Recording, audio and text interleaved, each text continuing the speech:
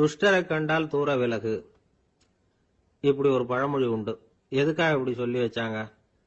துஷ்டன் ஏதாவது தொந்தரவு கொடுப்பான், அதனால அவனை கண்டா பயந்துகிட்டு ஓடி ஒளிஞ்சுக்கோ அப்படின்னா இதுக்கு அர்த்தம் அப்படி இல்லை. ஒரு துஷ்டன் கிட்ட நெருங்கி போறோம்னு வச்சுக்கோங்க, அவன் நமக்கு கெடுதலான ஆலோசனைகள் எதையும் சொல்லலாம், அல்லது அவன் தீய உணர்வுகள் உள்ளவனா இருக்கலாம், அல்லது தீய செயல்கள் செய்யக்கூடியவனா இருக்கலாம், அல்லது தீய நட்புனால அவன் ஏற்கனவே கெட்டு போனவனா கூட இருக்கலாம்.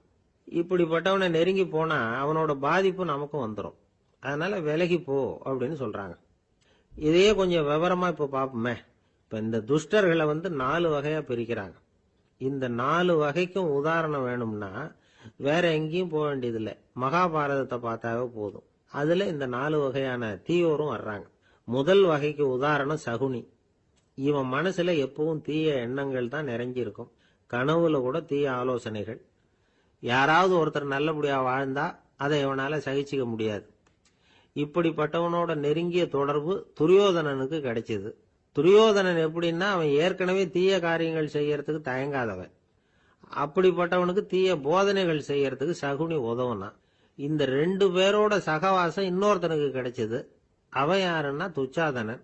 அவன் தீய நடத்தை உள்ளவன். இந்த 3 பேரும் ஒண்ணு சேர்ந்தா என்னத்துக்கு ஆகும்? உலகமே கெட்டு போடும்ல. இந்த 3 துஷ்டர்களோட நல்லவன் ஒருத்தன் சேர்ந்தான். அவன் தான் கர்ணன். கர்ணன் இயல்பாவே உத்தம குணம் உள்ளவன். அவன் நல்லவங்களோட சேராம இப்படிப்பட்ட கெட்டவங்க கிட்ட நட்பு வச்சுக்கிட்டான். அதனால அவனும் தீய செயல்களில் ஈடுபடுறது மாதிரி ஆயிடுது. துரியோதனனுடைய நண்பனா அவனுடைய ஆதரவுல வளர்ந்ததுனால அவனுக்கு துணையா இருக்க வேண்டி இருக்குது அப்படின்னா. நட்பு உரிமையினால உதவி புரிய வேண்டியது சரிதான், அது தப்புன்னு சொல்ல முடியாது. இருந்தாலும் தீய செயல்களுக்கு உதவி செய்யறது சரியில்லை. புத்தி பலம் புஜ பலம் எல்லாம் இருந்தா கூட தெய்வ பலம் இல்லைன்னா ஜெயிக்க முடியாது. கர்ணன் மகா வீரன். இருந்தாலும் கடைசியில் அவன் கதி என்னாச்சு? அவங்ககிட்ட எல்லா நல்ல குணங்களும் இருந்தது, இருந்தாலும் ஏன் இப்படி ஆச்சு? தீயவர்களுடைய சேர்க்கை தான் காரணம். அவங்களோட சேர்ந்ததுனால இவனையும் அப்படியே நினைக்க ஆரம்பிச்சுட்டாங்கல்ல. 4 வகை துஷ்டர்கள்ல இவனும் ஒரு வகை அப்படின்னு சொல்ல ஆரம்பிச்சிட்டாங்க.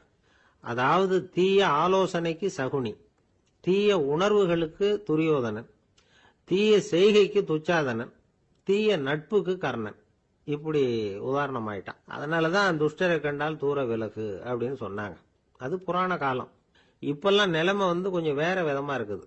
அன்னைக்கு ஒரு நாள் அப்படிதான் ஒரு காட்டு பாதையில யாரோ ஒருத்தர் அடிபட்டு கிடந்தார். யாரோ ஒரு துஷ்டன் அவனை அடிச்சு போட்டுட்டு போயிட்டான் போல இருக்கு. அந்த வழியா போன ஒருத்தர் பரிதாபப்பட்டு அவனை போய் தூக்குனார், ஆறுதல் சொன்னார். இத பாருங்க, இந்த வழியா எப்பவும் தனியா வரக்கூடாது. ஏன்னா இங்க ஒரு ரவுடி இருந்துகிட்டு வர்றவங்க போறவங்களெல்லாம் வழிப்பறி பண்ணிட்டு இருக்கிறதா கேள்விப்பட்டிருக்கிறேன் அப்படின்னாராம். இனிமே அப்படி கேள்விப்பட மாட்டீங்க அப்படின்னு அந்த ஆளு. ஏன்னு கேட்டிருக்காரு இவர். அவன் சொல்லியிருக்கான், நான் தான் சார் அந்த ரவுடி. இந்த வழியா போனவங்க கிட்ட தகராறு பண்ணேன், அவங்க தான் என்ன இப்படி அடிச்சு போட்டு என்கிட்ட இருந்த பணத்தை எல்லாம் புடுங்கிட்டு போட்டாங்க சார். காலம் ரொம்ப கெட்டு போச்சு அப்படின்னு நானா ரொம்ப பரிதா. ஒரு சராசரி மனிதனுடைய இயல்பு என்ன? இன்பம் வந்தா துள்ளி குதிப்பான், துன்பம் வந்தா சோர்ந்து போய் ஒரு மூலையில உட்காந்துருவான். இவன் தான் சராசரி மனிதன். ஆனா ஒருத்தன் இன்பம் வந்தா அதுக்காக மகிழ்ச்சி அடையறது இல்ல, துன்பம் வந்தா அதுக்காக சோர்ந்து போறது இல்ல அப்படின்னு வச்சுக்கோங்க. அப்படி இருந்தா அவன் சாதாரண ஆள் கிடையாது. ஒரு ஊர்ல ஒரு ஞானி இருந்தார். அவரை தேடிட்டு ஒரு பெரியவர் வந்தார். ஐயா, ஞானத்துல சிறந்த ஞானம் எது அப்படின்னு கேட்டாராம். இதுக்கு அந்த ஞானி என்ன பதில் சொன்னார் தெரியுமா? இன்பத்தினால மகிழ்ச்சி அடையாமலும் துன்பத்தினால சோர்வு அடையாமலும் இருக்கிறது தான் அந்த ஞானம், பெரிய ஞானம் அப்படின்னாராம். சரி சுவாமி, அப்படிப்பட்ட ஞானம் உங்களுக்கு எப்படி வந்ததுன்னு கேட்டிருக்காரு இவரு. அதை நான் ஒரு கழுதைகிட்ட இருந்து கத்துக்கிட்டேன் அப்படின்னாராம் அவரு. இவருக்கு ஒன்றும் புரியல, ஒரு மாதிரியா முழிச்சிருக்கிறார். இதை அவர் புரிஞ்சுக்கிட்டார். நீங்க நாளைக்கு காலையில நம்முடைய ஆசிரமத்துக்கு வாங்க, புரிய வைக்கிறேன்னாராம். சரின்னு அவர் போயிட்டார். மறுநாள் காலையில ஆசிரமத்துக்கு சேர்ந்தார். ஞானி அவரை கூப்பிட்டு உட்கார வச்சார். வாங்க, இப்படி உட்காருங்க, கொஞ்ச நேரத்துல இந்த வழியா ஒரு கழுதை போகும், அதை கவனிச்சு பாருங்கன்னாராம். இவருக்கு இன்னமும் ஒன்னும் புரியாம போச்சு, ஒரே குழப்பம். இருந்தாலும் அந்த ஞானி சொன்னது மாதிரியே உட்கார்ந்துருக்கிறார். கொஞ்ச நேரத்துல அந்த வழியா ஒரு கழுதை போச்சு. அது முதுக நிறைய அழுக்கு மூட்டைகள், அதை சுமந்துகிட்டு போகுது. ஒரு செலவு தொழிலாளி அதை ஓட்டிட்டு போறார். கொஞ்சம் தூரத்துல ஒரு ஆறு இருக்கு, அங்க போய் துணியெல்லாம் சுத்தப்படுத்திக்கிட்டு சாயந்தரமா திரும்பி இந்த வழியாவே வருவாங்க. ஞானி சொன்னது மாதிரியே இந்த பெரியவர் அழுக்கு மூட்டையை சுமந்துகிட்டு போற அந்த கழுதையை கவனிச்சார். கழுதை போயிட்டுது. அதுக்கப்புறம் ஞானியை திரும்பி பார்த்தார். இப்போ அந்த ஞானி சொன்னார், சாயந்தரம் வரைக்கும் நீங்க இங்கேயே இருக்கணும்னார். அதே மாதிரி இவர் இருந்தார். சாயந்தரமா அந்த ஞானி சொன்னார், ஐயா இப்ப கொஞ்ச நேரத்துல அந்த கழுதை இந்த வழியா திரும்பி வரும், அதையும் கவனிச்சு பாருங்கன்னார். இவரும் கவனிச்சு பாக்குறார். கழுதை வந்தது. அது முதுகுல சலவை செய்யப்பட்ட துணி மூட்டை. அது பாட்டுக்கு சுமந்துக்கிட்டு போய்கிட்டு இருக்குது. பெரியவருக்கு ஒன்றும் புரியல. பொறுமை இழந்துட்டார். சரி சுவாமி, இந்த கழுதைக்கும் உங்க ஞானத்துக்கும் என்ன சம்பந்தம் அப்படின்னார். இப்ப அந்த ஞானி விளக்கினார், ஐயா இந்த கழுதை இதே மாதிரி தினமும் காலையில அழுக்கு மூட்டைகளை சுமந்துக்கிட்டு ஆத்துக்கு போகுது, மாலையில வெண்மையான சுத்தமான துணிகளை சுமந்துக்கிட்டு திரும்பி ஊருக்கு போகுது. காலையில இது போகும்பொழுது முதுகல அழுக்கு மூட்டைகளை சுமந்துக்கிட்டு போறோமேங்கிற வருத்தமும் அதுக்கு கிடையாது. சாயந்தரம் திரும்பி வரும்பொழுது சுத்தமான துணிகளை சுமந்துக்கிட்டு வர்றோமேங்கிற மகிழ்ச்சியும் அதுக்கு இல்லை. இதை பார்த்துதான் நானும் அது மாதிரி ஞானத்தை கத்துக்கிட்டேன் அப்படின்னாராம். அதனால யாரு கத்து கொடுக்கறாங்க அப்படிங்கறத விட எதை கத்துக்கிறோம் அப்படிங்கிறது தான் முக்கியம். ஒரு சினிமா பாக்குறோம், ஒரு அருவி கொட்டுறது மாதிரி காட்சி வருது, தண்ணீர் வழியுது. படம் முடிஞ்சதும் பாத்தீங்கன்னா அந்த திரை என்ன நனைஞ்சு போயா இருக்கும். ஒரு தீப்பிடிச்சு எரியிற காட்சியை சினிமாவில் பாக்குறீங்க, காட்சி முடிஞ்சதும் அந்த வெண் திரையே கருகி போயா இருக்கும். படத்துல வர்ற தண்ணீரும் நெருப்பும் அந்த திரையை பாதிக்கிறது இல்லை. நாம அந்த திரை மாதிரி இருக்கிறதுக்கு கத்துக்கணுமா. அந்த பக்குவம் வந்துட்டுதுன்னா இன்பமும் துன்பமும் நம்ம எதுவும் செய்யாது. ஒரு சினிமாவை பாக்குற வரைக்கும் சிரிக்கலாம், அழலாம். பார்த்துட்டு வெளியில வரும்பொழுது அழுதுகிட்டே வரக்கூடாது. ஒருத்தர் வந்தார். அப்படி படம் முடிஞ்சு வெளியில வரும்பொழுது அருவி மாதிரி கண்ணீர் சிந்திக்கிட்டே வரார். ஏன் சார் படம் அவ்வளவு சோகமா அப்படின்னு கேட்டார். இன்னொருத்தர், இல்ல சார் கூட்டம் ரொம்ப குறைச்சல் சார், மொத்தம் படம் பார்க்க வந்தவங்களே 15 பேர் தான் சார் அப்படின்னார் கண்ணீரை தொடச்சிக்கிட்டே. அதுக்கு நீங்க ஏன் சார் அழறீங்கன்னு கேட்டார் அவரு. இந்த படத்தோட தயாரிப்பாளரே நான் தான் சார் அப்படின்னாரா இவர். ஒரு அப்பாவுக்கு 2 பிள்ளைங்க. மூத்தவன் ரொம்ப அடக்கம், அப்பா எது சொன்னாலும் கேட்பான், பெரியவங்களுக்கு கீழ்ப்படிஞ்சு நடப்பான். இளையவன் அப்படி இல்லை, தான் நினைச்சதை தான் சொல்லுவான், செய்வான். அடுத்தவங்க சொல்றதை கேட்க மாட்டான், அடங்கி நடக்க மாட்டான். இந்த 2 பேர்ல யாரை உங்களுக்கு பிடிக்கும்? பெரியவனை தான் பிடிக்கும். ஏன்னா அவன் தான் சொல்ற பேச்சை கேட்கிறவன் அப்படின்னு சொல்லுவீங்க. ஆனா ஒரு ஞானி என்ன சொல்றாரு தெரியுமா? ஒரு குழந்தை அதன் அறிவுக்காக மதிக்கப்பட வேண்டுமே தவிர அதனுடைய கீழ்ப்படியும் தன்மைக்காக அல்ல அப்படிங்கிறார். நம்ம குழந்தைகளை சுயமா சிந்திக்கிறதுக்கு நாம விடுறதில்ல, மற்றவங்களை பார்த்து காப்பி அடிக்கிறதுக்கு தான் நாம அவங்களுக்கு கத்துக் கொடுக்குறோம். புகழ்பெற்ற மனிதர்கள் சிலருடைய பேரை சொல்லி நீயும் அவர் மாதிரி ஆகணும், இவர் மாதிரி ஆகணும் அப்படின்னு சொல்லிட்டே இருக்கிறோம். குழந்தைகள் தங்களுடைய தனித்தன்மையை வளர்த்துக்கிறதுக்கு நாம தடையா இருக்கிறோம். ஒரு குழந்தைகிட்ட அனாவசியமா நம்பிக்கையை வளர்த்துடக்கூடாது, எந்த கோட்பாட்டையும் திணிக்கக்கூடாது. நாம ஏற்கனவே அர்த்தமில்லாத கருத்துக்களையும் கொள்கைகளையும் மனசுல போட்டு நிரப்பி வச்சிருக்கிறோம். இந்த உலகத்துக்கு புதுசா சேர்ந்திருக்கிற ஒரு குழந்தையின் தூய்மையான மனசுல நம்ம கருத்துக்களை அறிமுகம் செய்ய அல்லது திணிக்கிறதுக்கு நமக்கு எந்த அதிகாரமும் கிடையாது. ஒரு குழந்தைய நீ இந்த மதத்தை சேர்ந்தவன் அப்படின்னு பிறந்ததுமே ஒரு முத்திரை குத்தி போடுறோம். இது அதோட சுதந்திரத்தை ஆரம்பத்திலேயே கிள்ளி எறியறது மாதிரி தான். நீங்க ஒரு மதத்தின் வழிமுறைகளை கடைபிடிச்சிட்டு வர்றீங்க, அந்த வழியில போய்கிட்டு இருக்கிறீங்க, சரி, அதனால போறீங்க. அதுக்காக உங்க குழந்தையையும் அதே வழியில தான் வரணும் அப்படின்னு கட்டாயப்படுத்துறதுக்கு உங்களுக்கு என்ன உரிமை இருக்குது? அந்த குழந்தை சுயமா சிந்திச்சு ஒரு முடிவுக்கு வரட்டுமே, அதுக்கு நீங்க ஏன் தடையா இருக்கிறீங்க? நமக்கு உண்மையிலேயே நம்ம குழந்தை மேல அன்பு இருந்தா இது மாதிரி திணிப்பு வேலைகளை செய்யக்கூடாது. திணிப்பு வேலைகள்ல இருந்து குழந்தைகளை காப்பாத்தினா போதும். அதுதான் ரொம்ப முக்கியம். அடுத்த தலைமுறை அற்புதமான தலைமுறையா உருவாகும். நாம தான் சாதி மத சங்கடங்கள்ல மாட்டிக்கிட்டு தவிக்கிறோம். அவங்களாவது சாதி மத வேறுபாடு இல்லாத சமுதாயத்தை பார்க்கட்டுமே, அந்த சௌகரியங்களை அனுபவிக்கட்டுமே. அதுக்கு நாம என்ன செய்யணும்னா ஒன்னும் செய்யாம இருந்தா போதும். ஒரு குழந்தைகிட்ட நம்ம கருத்தை திணிக்கும் பொழுது என்ன ஆகுது தெரியுமா? அது அவனை அவங்கிட்ட இருந்தே அப்புறப்படுத்தி விடுது, அவனுடைய தனித்தன்மையை அழிச்சுடுது, அவனை ஒரு எல்லைக்குள்ள திணிச்சுடுது. இதெல்லாம் அன்புங்கிற பேரால பெற்றோர்கள் செய்யற தப்பு. இதெல்லாம் கேட்டுக்கிட்டு இந்த காலத்துல அப்பா ஒருத்தர் சொன்னார், நான் கருத்துக்களை எல்லாம் என் பையன்கிட்ட திணிக்கிறது இல்லைங்க, ஆனா அதிகமா சாப்பிட சொல்லி கட்டாயப்படுத்துவேன் அப்படின்னார். உங்க வீட்டு சமையல் அவ்வளவு நல்லா இருக்குமான்னு கேட்டாங்க. நல்லா இருந்தா நான் ஏன் அவனை சாப்பிட சொல்லி கட்டாயப்படுத்த போறேன் அப்படி. ஒரு நீதிமன்றம், அங்க ஒரு கொலை வழக்கு சம்பந்தமா விசாரணை நடந்துகிட்டு இருக்குது. அந்த வழக்கறிஞர் ரொம்ப தீவிரமா வாதாடிட்டு இருக்கிறார். தன்னுடைய கட்சிக்காரர் நிரபராதிங்கிறது அவருக்கு நல்லா தெரியும். அதனாலதான் அவர் சார்பா வாதாடுறதுக்கே ஒத்துக்கிட்டார். அப்படி அவர் மும்முரமா வாதாடிட்டு இருக்கிற சமயத்துல அவசரமா தந்தி ஒண்ணு வந்து சேர்ந்தது. அதை வாங்கி படிச்சு பார்த்தார். அதுக்கப்புறம் அதை மடிச்சு தன்னுடைய கோட்டு பையில வச்சுக்கிட்டு தொடர்ந்து வாதாட ஆரம்பிச்சிட்டார். பேசி முடிச்சாரு. அதுக்கப்புறம் அங்க கோர்ட்ல இருந்த சக வக்கீல்கள் அவர்கிட்ட வந்தாங்க. தந்தி ஒண்ணு வந்ததே, என்ன விஷயம் அப்படின்னு விசாரிச்சாங்களாம். அப்போ அவர் சொல்லியிருக்கிறார், ஊர்ல சிகிச்சைக்காக போயிருந்த என்னுடைய மனைவி இறந்து போனதா தந்தி வந்திருக்குது அப்படின்னாராம். மற்ற வக்கீல்களுக்கு அதிர்ச்சி. என்னங்க இது, மனைவி இறந்ததை விட கேஸ் முக்கியமா உங்களுக்கு அப்படின்னு கேட்டிருக்கிறாங்க. இறந்து போன என் மனைவி மறுபடியும் திரும்பி வர போறதில்ல. ஆனா என்னுடைய கட்சிக்காரர் ஒரு கொலை வழக்குல மாட்டிக்கிட்டார். அவரும் நிரபராதி. அவர் உசுரை நான் காப்பாற்ற வேணாமா? இதுதான் என்னுடைய கடமை அப்படின்னாராம். இப்படி இவர் சொன்னது எல்லாரும் அப்படியே திகைச்சு போய் நின்னுட்டாங்களாம். சரி, கடமைக்கு முக்கியத்துவம் கொடுத்த அந்த வழக்கறிஞர் யார் தெரியுமா? அவர் தான் இரும்பு மனிதர் சர்தார் வல்லபாய் பட்டேல். குஜராத் மாநிலத்தில் 1875 அக்டோபர் 31 அன்றைக்கு ஜாவேரி பாய் அப்படிங்கிறவருக்கு 4வது பிள்ளையா அவர் பிறந்தாராம். இந்த ஜாவேரி பாய் யார் தெரியுமா? ஜான்சி ராணி லட்சுமி பாய் போர் படையில ஒரு வீரரா பணிபுரிஞ்சவர். இளம் வயசுல வல்லபாய் படேல் ரொம்ப சிரமப்பட்டு படிச்சிருக்கார். விடாமுயற்சி வெற்றியை கொடுத்தது. கல்லூரியிலையும் காலடி வச்சார். அதுக்கப்புறம் வக்கீல் பட்டத்தையும் வாங்கினார். பிரிட்டிஷ் ஆட்சி நடந்துகிட்டு இருந்த சமயம் குஜராத்தை சேர்ந்த பர்டோலி தாலுகாவில் விவசாயிகள் மேல அரசாங்கம் திடீர்னு நில வரியை வசதி விட்டுதான். ஏழை விவசாயிகள் ரொம்ப கஷ்டப்பட்டு இருக்காங்க. அரசாங்கம் வரி செலுத்தாத விவசாயிகளின் நிலங்களை எல்லாம் ஜப்தி செஞ்சுதான்.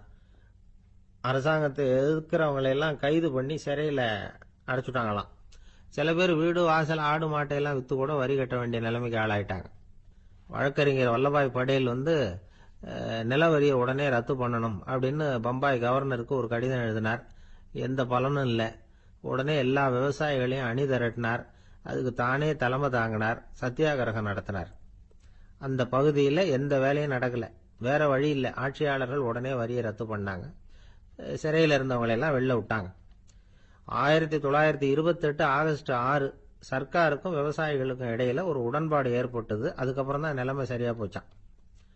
வல்லபாய் படேலின் பொது சேவையை பாராட்டின பொதுமக்கள் அவருக்கு சர்தார் அப்படிங்கிற பட்டத்தை கொடுத்தாங்களாம். சர்தார்னா தலைவர் அல்லது தளபதினு அர்த்தம். இரும்பு மனிதர்னு இவருக்கு பேரு. இருந்தாலும் நகைச்சுவை உணர்வும் இவருக்கு நிறைய உண்டு. ஒரு தடவை ஒரு பத்திரிகை நிருபர் வந்திருக்கார். சர்தார் பட்டேல் கிட்ட அவருக்கு பிடிச்ச பண்பாடு கலாச்சாரம் எது அப்படின்னு கேட்கணும்னு ஆசை. அதனால அவரை பார்த்து கேட்டாராம், ஏங்க உங்களுக்கு பிடிச்ச கல்ச்சர் எது அப்படின்னு கேட்டிருக்கார். இதுக்கு சர்தார் பட்டேல் சொன்ன பதில் என்ன தெரியுமா? எனக்கு பிடிச்ச கல்ச்சர் அக்ரிகல்ச்சர் அப்படின்னு. ஒருத்தர் குதிரை ரேஸுக்கு போனார். பணம் கட்டினார், தோத்து போயிட்டார். மறுபடியும் போனார், பணம் கட்டினார், தோத்து போனார். அடுத்த தடவையும் பணம் கட்ட போனப்போ அவரை தடுத்து கேட்டோம், ஏன் சார் ஏற்கனவே விட்டது போதாதா, இன்னமும் இருக்கிறத விடணுமா அப்படின்னு கேட்டோம். விட்டதையெல்லாம் மொத்தமா எடுக்க வேணாமா சார், அதுக்காக தான் தொடர்ந்து பணம் கட்டுறேன்னார் அவரு. இவரை திருத்துறது ரொம்ப கஷ்டம். இது ஒரு மனநோய். மனநோய்கள்ல பல வகை உண்டு. மனநோய்கள் பிரிவு அட்டவணையில சூதாட்டம்ங்கிறது அவதியுறும் நோய் அப்படிங்கிற தலைப்புல வருது. சூதாட்டம் 2 வகைப்படும்னு சொல்றாங்க உளவியல் நிபுணர்கள். ஒரு வகை எப்படின்னா, நண்பர்களோட சேர்ந்துகிட்டு மகிழ்ச்சியும் கிளர்ச்சியும் அடையறதுக்காக ஈடுபடுறது. பிரச்சனைகளை தீர்க்கறதுல ஒரு ஆர்வம். கேளிக்கைக்காக கொஞ்சம் விட்டு பிடிக்கிறது அப்படிங்கிற மனுஷனுடைய அடி மனசுல உள்ள விபரீத பிணைய சுபாவம், இதெல்லாம் அதுக்கு காரணம். இன்னொரு வகை எப்படின்னா, சூதாட்டத்தில் ஈடுபட்டு ஒரு கட்டாய நிலைமைக்கு ஆளாயிடுறது. ஈடுபடு அப்படின்னு மனசு ஒரு வெறித்தன்மையை தூண்டிக்கிட்டே இருக்கும். இப்படிப்பட்டவங்களுக்கு நாம தோத்துக்கிட்டு இருக்கோம்ங்கிறது தெரியும். நாம ஜெயிக்கிறதுக்கான சந்தர்ப்பம் இல்லைங்கிறதும் தெரியும். இதனால நமக்கும் கஷ்டம், நம்ம சுத்தி இருக்கிறவங்களுக்கும் கஷ்டங்கிறதும் புரியும். அப்படி இருந்தும் சூதாடுவாங்க. இதுக்கு காரணம் சூதாடியின் பகற்கனவு அப்படிங்கிறாங்க நிபுணர்கள். இந்த நிலைமைக்கு கட்டாய சூதாட்டம் அல்லது நிர்பந்த சூதாட்டம் அப்படின்னு பேர் வச்சிருக்கிறாங்க. இப்படிப்பட்ட ஆசாமி இருக்கிறது பூரா விட்டுருவான், கடன் வாங்குவான், திருடுவான். இருந்தாலும் என்னைக்காவது ஒரு நாள் ஜெயிச்சிருவேன் அப்படின்னு சொல்லிக்கிட்டே இருப்பான். விட்டதை எடுத்துருவேங்கிற ஒரு நம்பிக்கை சுடர் அவனுக்குள்ள எரிஞ்சுக்கிட்டே இருக்கும். இவனை மனநோயாளி அப்படின்னு சொல்லிட முடியாதான். என்ன காரணம்னா, இது மாதிரி ஆளுங்க கிட்ட மன போராட்டமோ கவலையோ பதட்டமோ இருக்கிறது இல்ல. சில விசேஷமான குணங்கள் இவங்க கிட்ட உண்டு. எதிர்ப்பு உணர்ச்சி, சிறுபிள்ளைத்தனம், சட்ட திட்டங்களையும் சம்பிரதாயங்களையும் உட தெரியாத மனப்போக்கு, பொறுப்பில்லாத தன்மை, நெறி தவறி நடக்கிறது எல்லாம் இவங்ககிட்ட உண்டு. ஆனா வெளிப்பார்வைக்கு ரொம்ப சிநேகமா இருப்பாங்க, அன்பா இருப்பாங்க, அப்படி இருக்கிறதாக காட்டிக்குவாங்க. ஆதாயம், சுயலாபம் இதெல்லாம் கருதி தான் பழகுவாங்க. இவங்க கேட்கறப்ப நாம பணம் கொடுக்கலன்னு வச்சுக்கோங்க, நம்மளை கை விட்டுருவாங்க. நம்ம மேல அவாண்டமா பழி சுமத்துறது கூட தயங்க மாட்டாங்க. தங்களுடைய சூதாட்ட நடவடிக்கைகளுக்கு சாதகமான காரணங்களை சொல்லிட்டு இருப்பாங்க. நீ வேணும்னா பாரு, ஒரே நாள்ல நான் இழந்ததையெல்லாம் மீட்டு லட்சாதிபதி ஆறனா இல்லையா பாரு அப்படிம்பாங்க. தோத்து போறத ஒரு படிப்பினையா இவங்க எடுத்துக்கிறதே இல்லை. தோத்து போறதுலேயே இவங்களுக்கு ஒரு அலாதியான சுகம். தனக்குத்தானே துன்பத்தை வரவழைச்சிக்கிட்டு இன்பம் அடையிறதுக்கு தன்வதை சுகம் அப்படின்னு பேர். இவங்கெல்லாம் அந்த ரகம். சில பேர் எப்படி தெரியுமா, மந்திர எண்ணங்களை வரவழைச்சிக்கிறது, சூதாடுறதுக்காக ஆபீஸ்ல கையாடல் பண்றது, அடுத்தவங்க கிட்ட இருந்து திருடுறது. இந்த மந்திர எண்ணம் தீவிரமாச்சுன்னா ஒரு மாதிரியா பேச ஆரம்பிச்சிருவாங்க. தோல்விதான் சார் வெற்றிக்கு முதல் படியும்பாங்க. தன்னால பகடக்காய்களையும் குதிரை ஓட்டிகளையும், அதாவது இந்த ஜாக்கிகள், அதெல்லாம் கட்டுப்படுத்த முடியுங்கிற பித்து நிலைக்கு இவங்கெல்லாம் தள்ளப்பட்டுருவாங்க. சில சூதாடிகள் ஆராய்ச்சி பார்த்ததுல என்ன தெரிய வந்தது தெரியுமா, அவங்கெல்லாம் குழந்தை பருவத்துல அன்புக்காக ஏங்கினவங்களாம், புறக்கணிக்கப்பட்டவங்களாம், உதவிகளை பெற முடியாதவங்க, இப்படிலாம் இருந்திருக்கிறாங்க. இவங்க வளர வளர மற்றவங்க சௌகரியம் பற்றி அக்கறை இல்லாதவங்களா ஆயிடுறாங்க. அதிர்ஷ்ட தேவதை தன்னோட இருக்கிறாங்க அப்படிங்கிற அசையாத நம்பிக்கை இவங்களுக்கு. இவங்களை திருத்துறது ரொம்ப கஷ்டம். அதனால பந்தயம், சூதாட்டம் இது மாதிரியான விஷயங்களை விட்டு விலகியே இருக்கிறது தான் நமக்கு நல்லது. ஒரு ஆள் சொன்னான், என்னுடைய குதிரை வேகமா ஓடுறதுக்கு என்ன வழி அப்படின்னு கால்நடை மருத்துவர்கிட்ட யோசனை கேட்டேன். அவர் ஒரு பாட்டில் நிறைய மாத்திரைகளை கொடுத்து தினம் 2 மாத்திரை வீதமா கொடுக்க சொன்னார். முதல் நாள் 2 மாத்திரையை கொடுத்துட்டு அது மேலே ஏறி உட்கார்றதுக்கு போனேன். அவ்வளவுதான். அதுக்குள்ள அது அம்பு மாதிரி பாஞ்சு ஓடி போச்சு. நான் இன்னும் உட்காரவே இல்லை, அதுக்குள்ள பாஞ்சு ஓடி போச்சு அப்படின்னா. அடடா, அப்புறம் நீங்க என்ன பண்ணீங்க அப்படின்னு கேட்டாங்க. என்ன பண்றது, மீதி மாத்திரை பூராவே நான் முழுங்கி விட்டு அதுக்கப்புறம் துரத்தி பிடிச்சி அது மேலே ஏறி உட்கார்ந்தேன் அப்படின்னா அவன். ஒரு ஊர்ல ஒரு மன்னன் இருந்தான், கொடுங்கோல் மன்னன். நிறைய தொந்தரவு பண்ணிக்கிட்டு இருந்தான். அவன் ஒரு தடவை என்ன பண்ணான் தெரியுமா, ஒரு தப்பும் பண்ணாத ஒரு இளைஞனை பிடிச்சி ஜெயிலில் அடைச்சுட்டான். அந்த பையனோட சொந்தக்காரங்கள்லாம் ராஜா கிட்ட போனாங்க. அவன் ஒரு தவறும் பண்ணல, அவனை விடுதலை பண்ணுங்க அப்படின்னு கெஞ்சி கேட்டுக்கிட்டாங்க. மன்னன் யோசனை பண்ணான். அந்த இளைஞனை கூப்பிட்டுக்கிட்டு வர சொன்னான். அவனை கொண்டாந்து ராஜா முன்னாடி நிறுத்தினாங்க. இதை பாருப்பா, உன்னை நான் விடுதலை பண்ணுவேன், ஆனா ஒரு கண்டிஷன். அந்த நிபந்தனையை நீ நிறைவேற்றினா உனக்கு விடுதலை அப்படின்னா மன்னன். சரின்னு ஒத்துக்கிட்டான் பையன். மன்னன் கண்டிஷன் என்னங்கிறத சொன்னான். உங்ககிட்ட ஒரு செம்மறி ஆட்டை கொடுக்க போறேன், 1 மாசத்துக்கு அதுக்கு தேவையான தீனியையும் கொடுக்க போறேன். 1 மாசம் கழிச்சு அந்த ஆட்டை எடை போட்டு பார்ப்பேன். அந்த ஆட்டின் எடை கொஞ்சம் கூட கூடி இருக்கக்கூடாது. எடை கூடி இருந்தா உனக்கு விடுதலை கிடையாது. என்ன சொல்ற அப்படின்னா. பையனுக்கு ஒன்றும் புரியல, பயமா போயிட்டுது. குழம்பிக்கிட்டே நின்றுகிட்டு இருக்கிறான். சரி, ஒரு நாள் டைம் தரேன், நல்லா யோசனை பண்ணி பார்த்துட்டு நாளைக்கு உன் முடிவை சொல்லு அப்படின்னா மன்னன். பையன் கவலையோட வெளியில வந்தான். அங்க ஒரு பெரியவர் நின்றுகிட்டு இருந்தார். அவர்கிட்ட விஷயத்த சொன்னான். அந்த பெரியவர் இந்த பையனுக்கு காதோட காதா ஒரு வழியை சொல்லி கொடுத்தார்.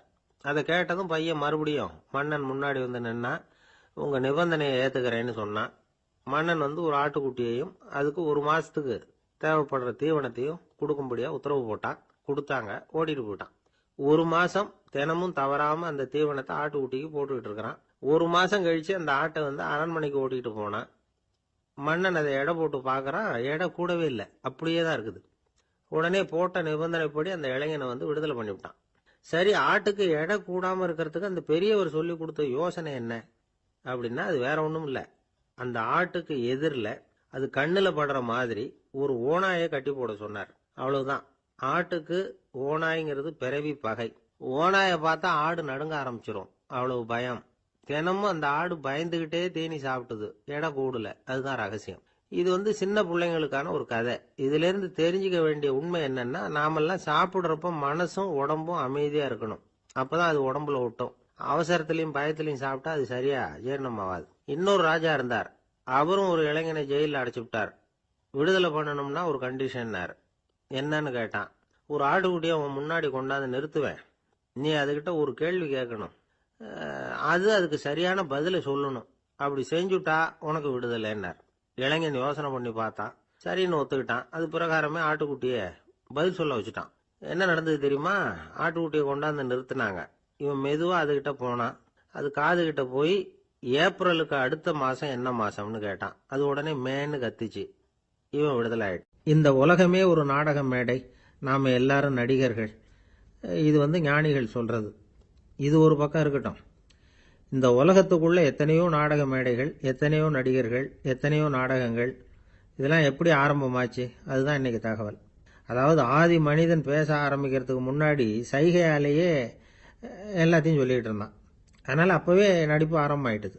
முதல்ல ஒரு வேட்டையத்தான் அவன் நடிச்சு காட்டியிருப்பான். இவன் எப்படி போனான், எதிரில் மிருகம் எப்படி வந்தது, அதோட எப்படி சண்டை போட்டான், எப்படி அடிச்சு கொண்டுகிட்டு வந்தான், இதை அப்படியே மற்றவங்களுக்கு நடிச்சு காட்டியிருப்பான். ஏன்னா மொழி கிடையாது. இந்த காலத்துல எல்லாம் நாடகங்களில் நடிக்கிறவங்கள நடிகர்கள்ங்கிறோம். ஒரு காலத்தில் இவங்களுக்கு என்ன பேர் தெரியுமா? திஸ்பியர்கள் அப்படின்னு பேராம். இதுக்கு காரணம் உண்டு. அதாவது 2000 வருஷத்துக்கு முன்னாடி கிரீஸ் நாட்டில் திசிபியஸ் அப்படின்னு ஒரு ஆள் இருந்தான்.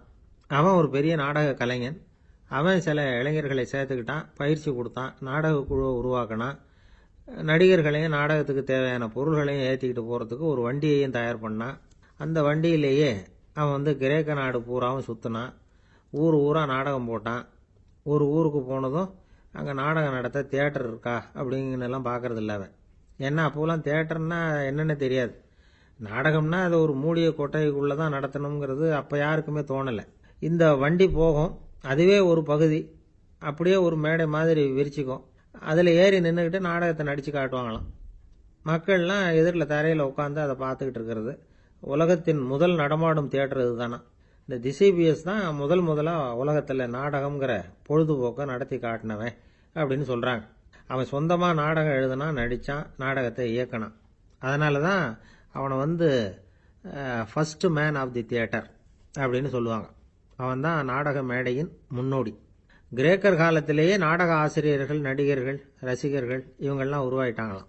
நாடகத்தின் சரித்திரத்தில் இந்த 3 பிரிவும் ரொம்ப முக்கியம். அதாவது கிரேக்க தியேட்டர்கள்லாம் திறந்த வெளி மேடைகள் தான். பெரும்பாலும் மலைச்சரிவுகள், அதுவே படிப்படியாக பண்ணியிருப்பாங்க. கீழே அரைவட்ட வடிவில் மேடை, அதுக்கு ஆர்கெஸ்ட்ரான்னு பேர். பிற்காலத்தில் இதில் உட்காந்து இசைக்குழுவினர் வாய்ச்சதுனால இசைக்குழுவுக்கே ஆர்கெஸ்ட்ராங்கிற பேர் வந்துட்டுது. இப்போ கிரேக்க தியேட்டர்களில் ஒன்று, அதோட காலம் கிமு 340.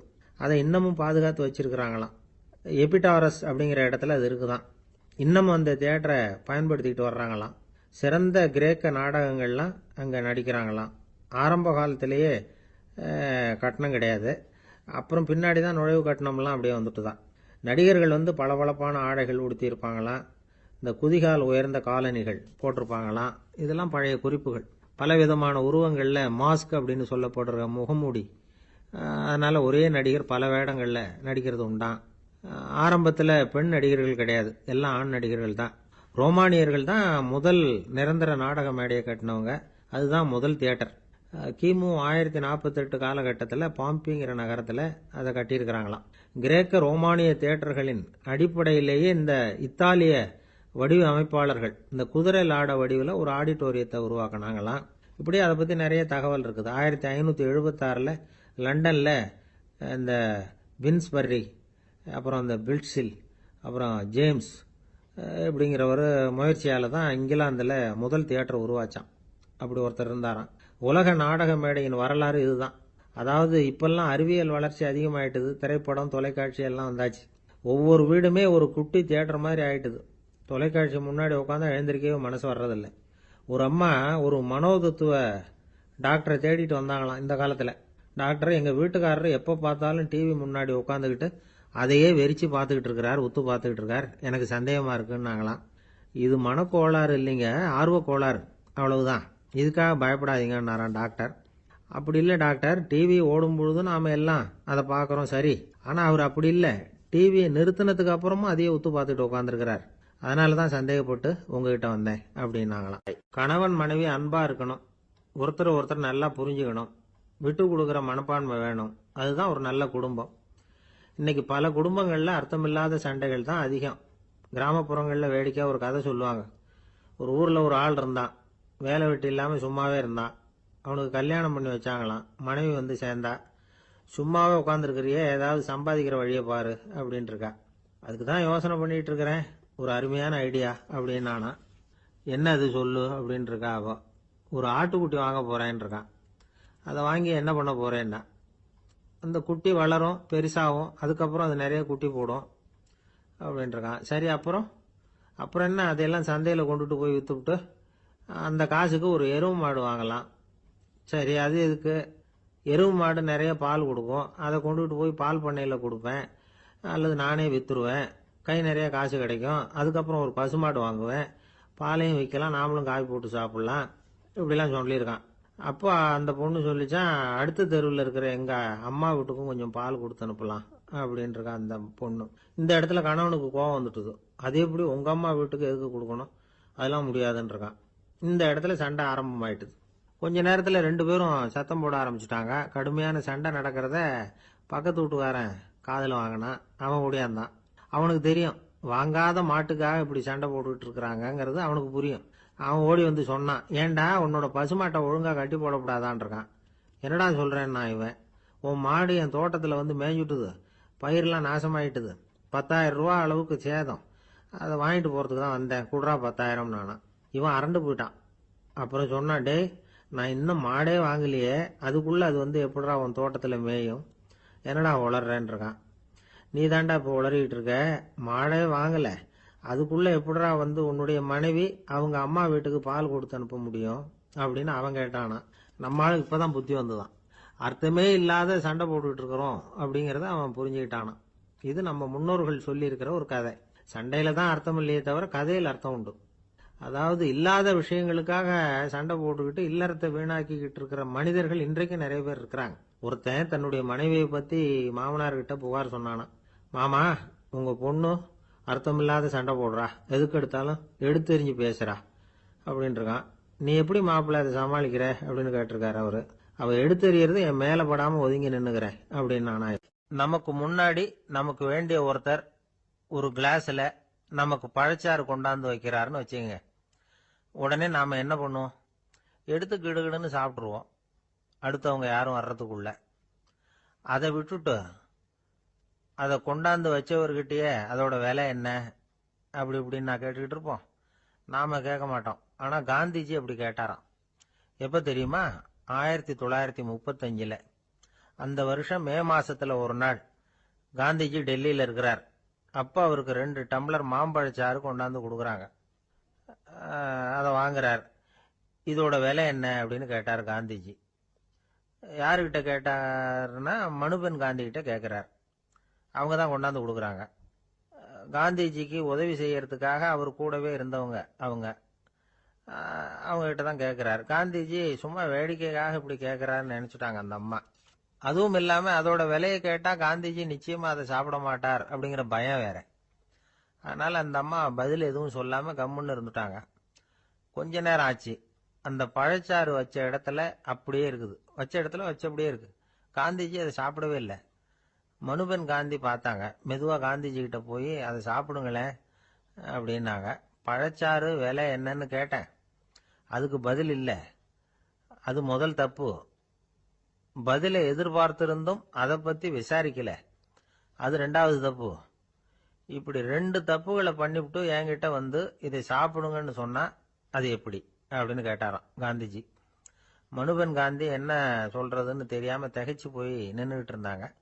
காந்திஜி தொடர்ந்து சொன்னாராம், இப்ப என் முன்னாடி வச்சிருக்கிற இந்த பழச்சாறு விலை சுமாரா ஒரு அரை ரூபாயாவது இருக்கும்.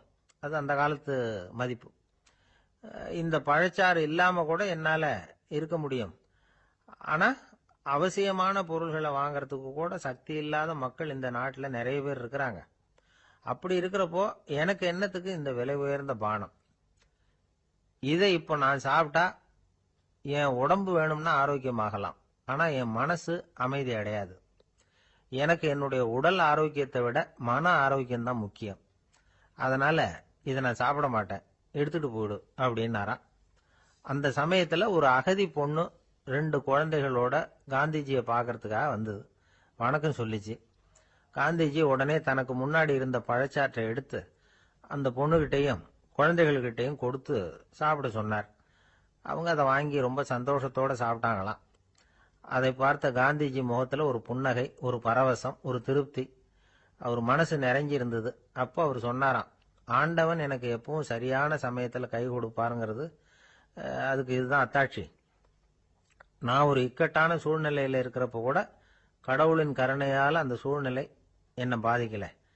என் கூட இவ்வளவு நாள் பழகியும் கூட இங்க இருக்கிறவங்க எனக்கு அதிக விலையுள்ள பழரசத்தை கொடுத்தாங்க.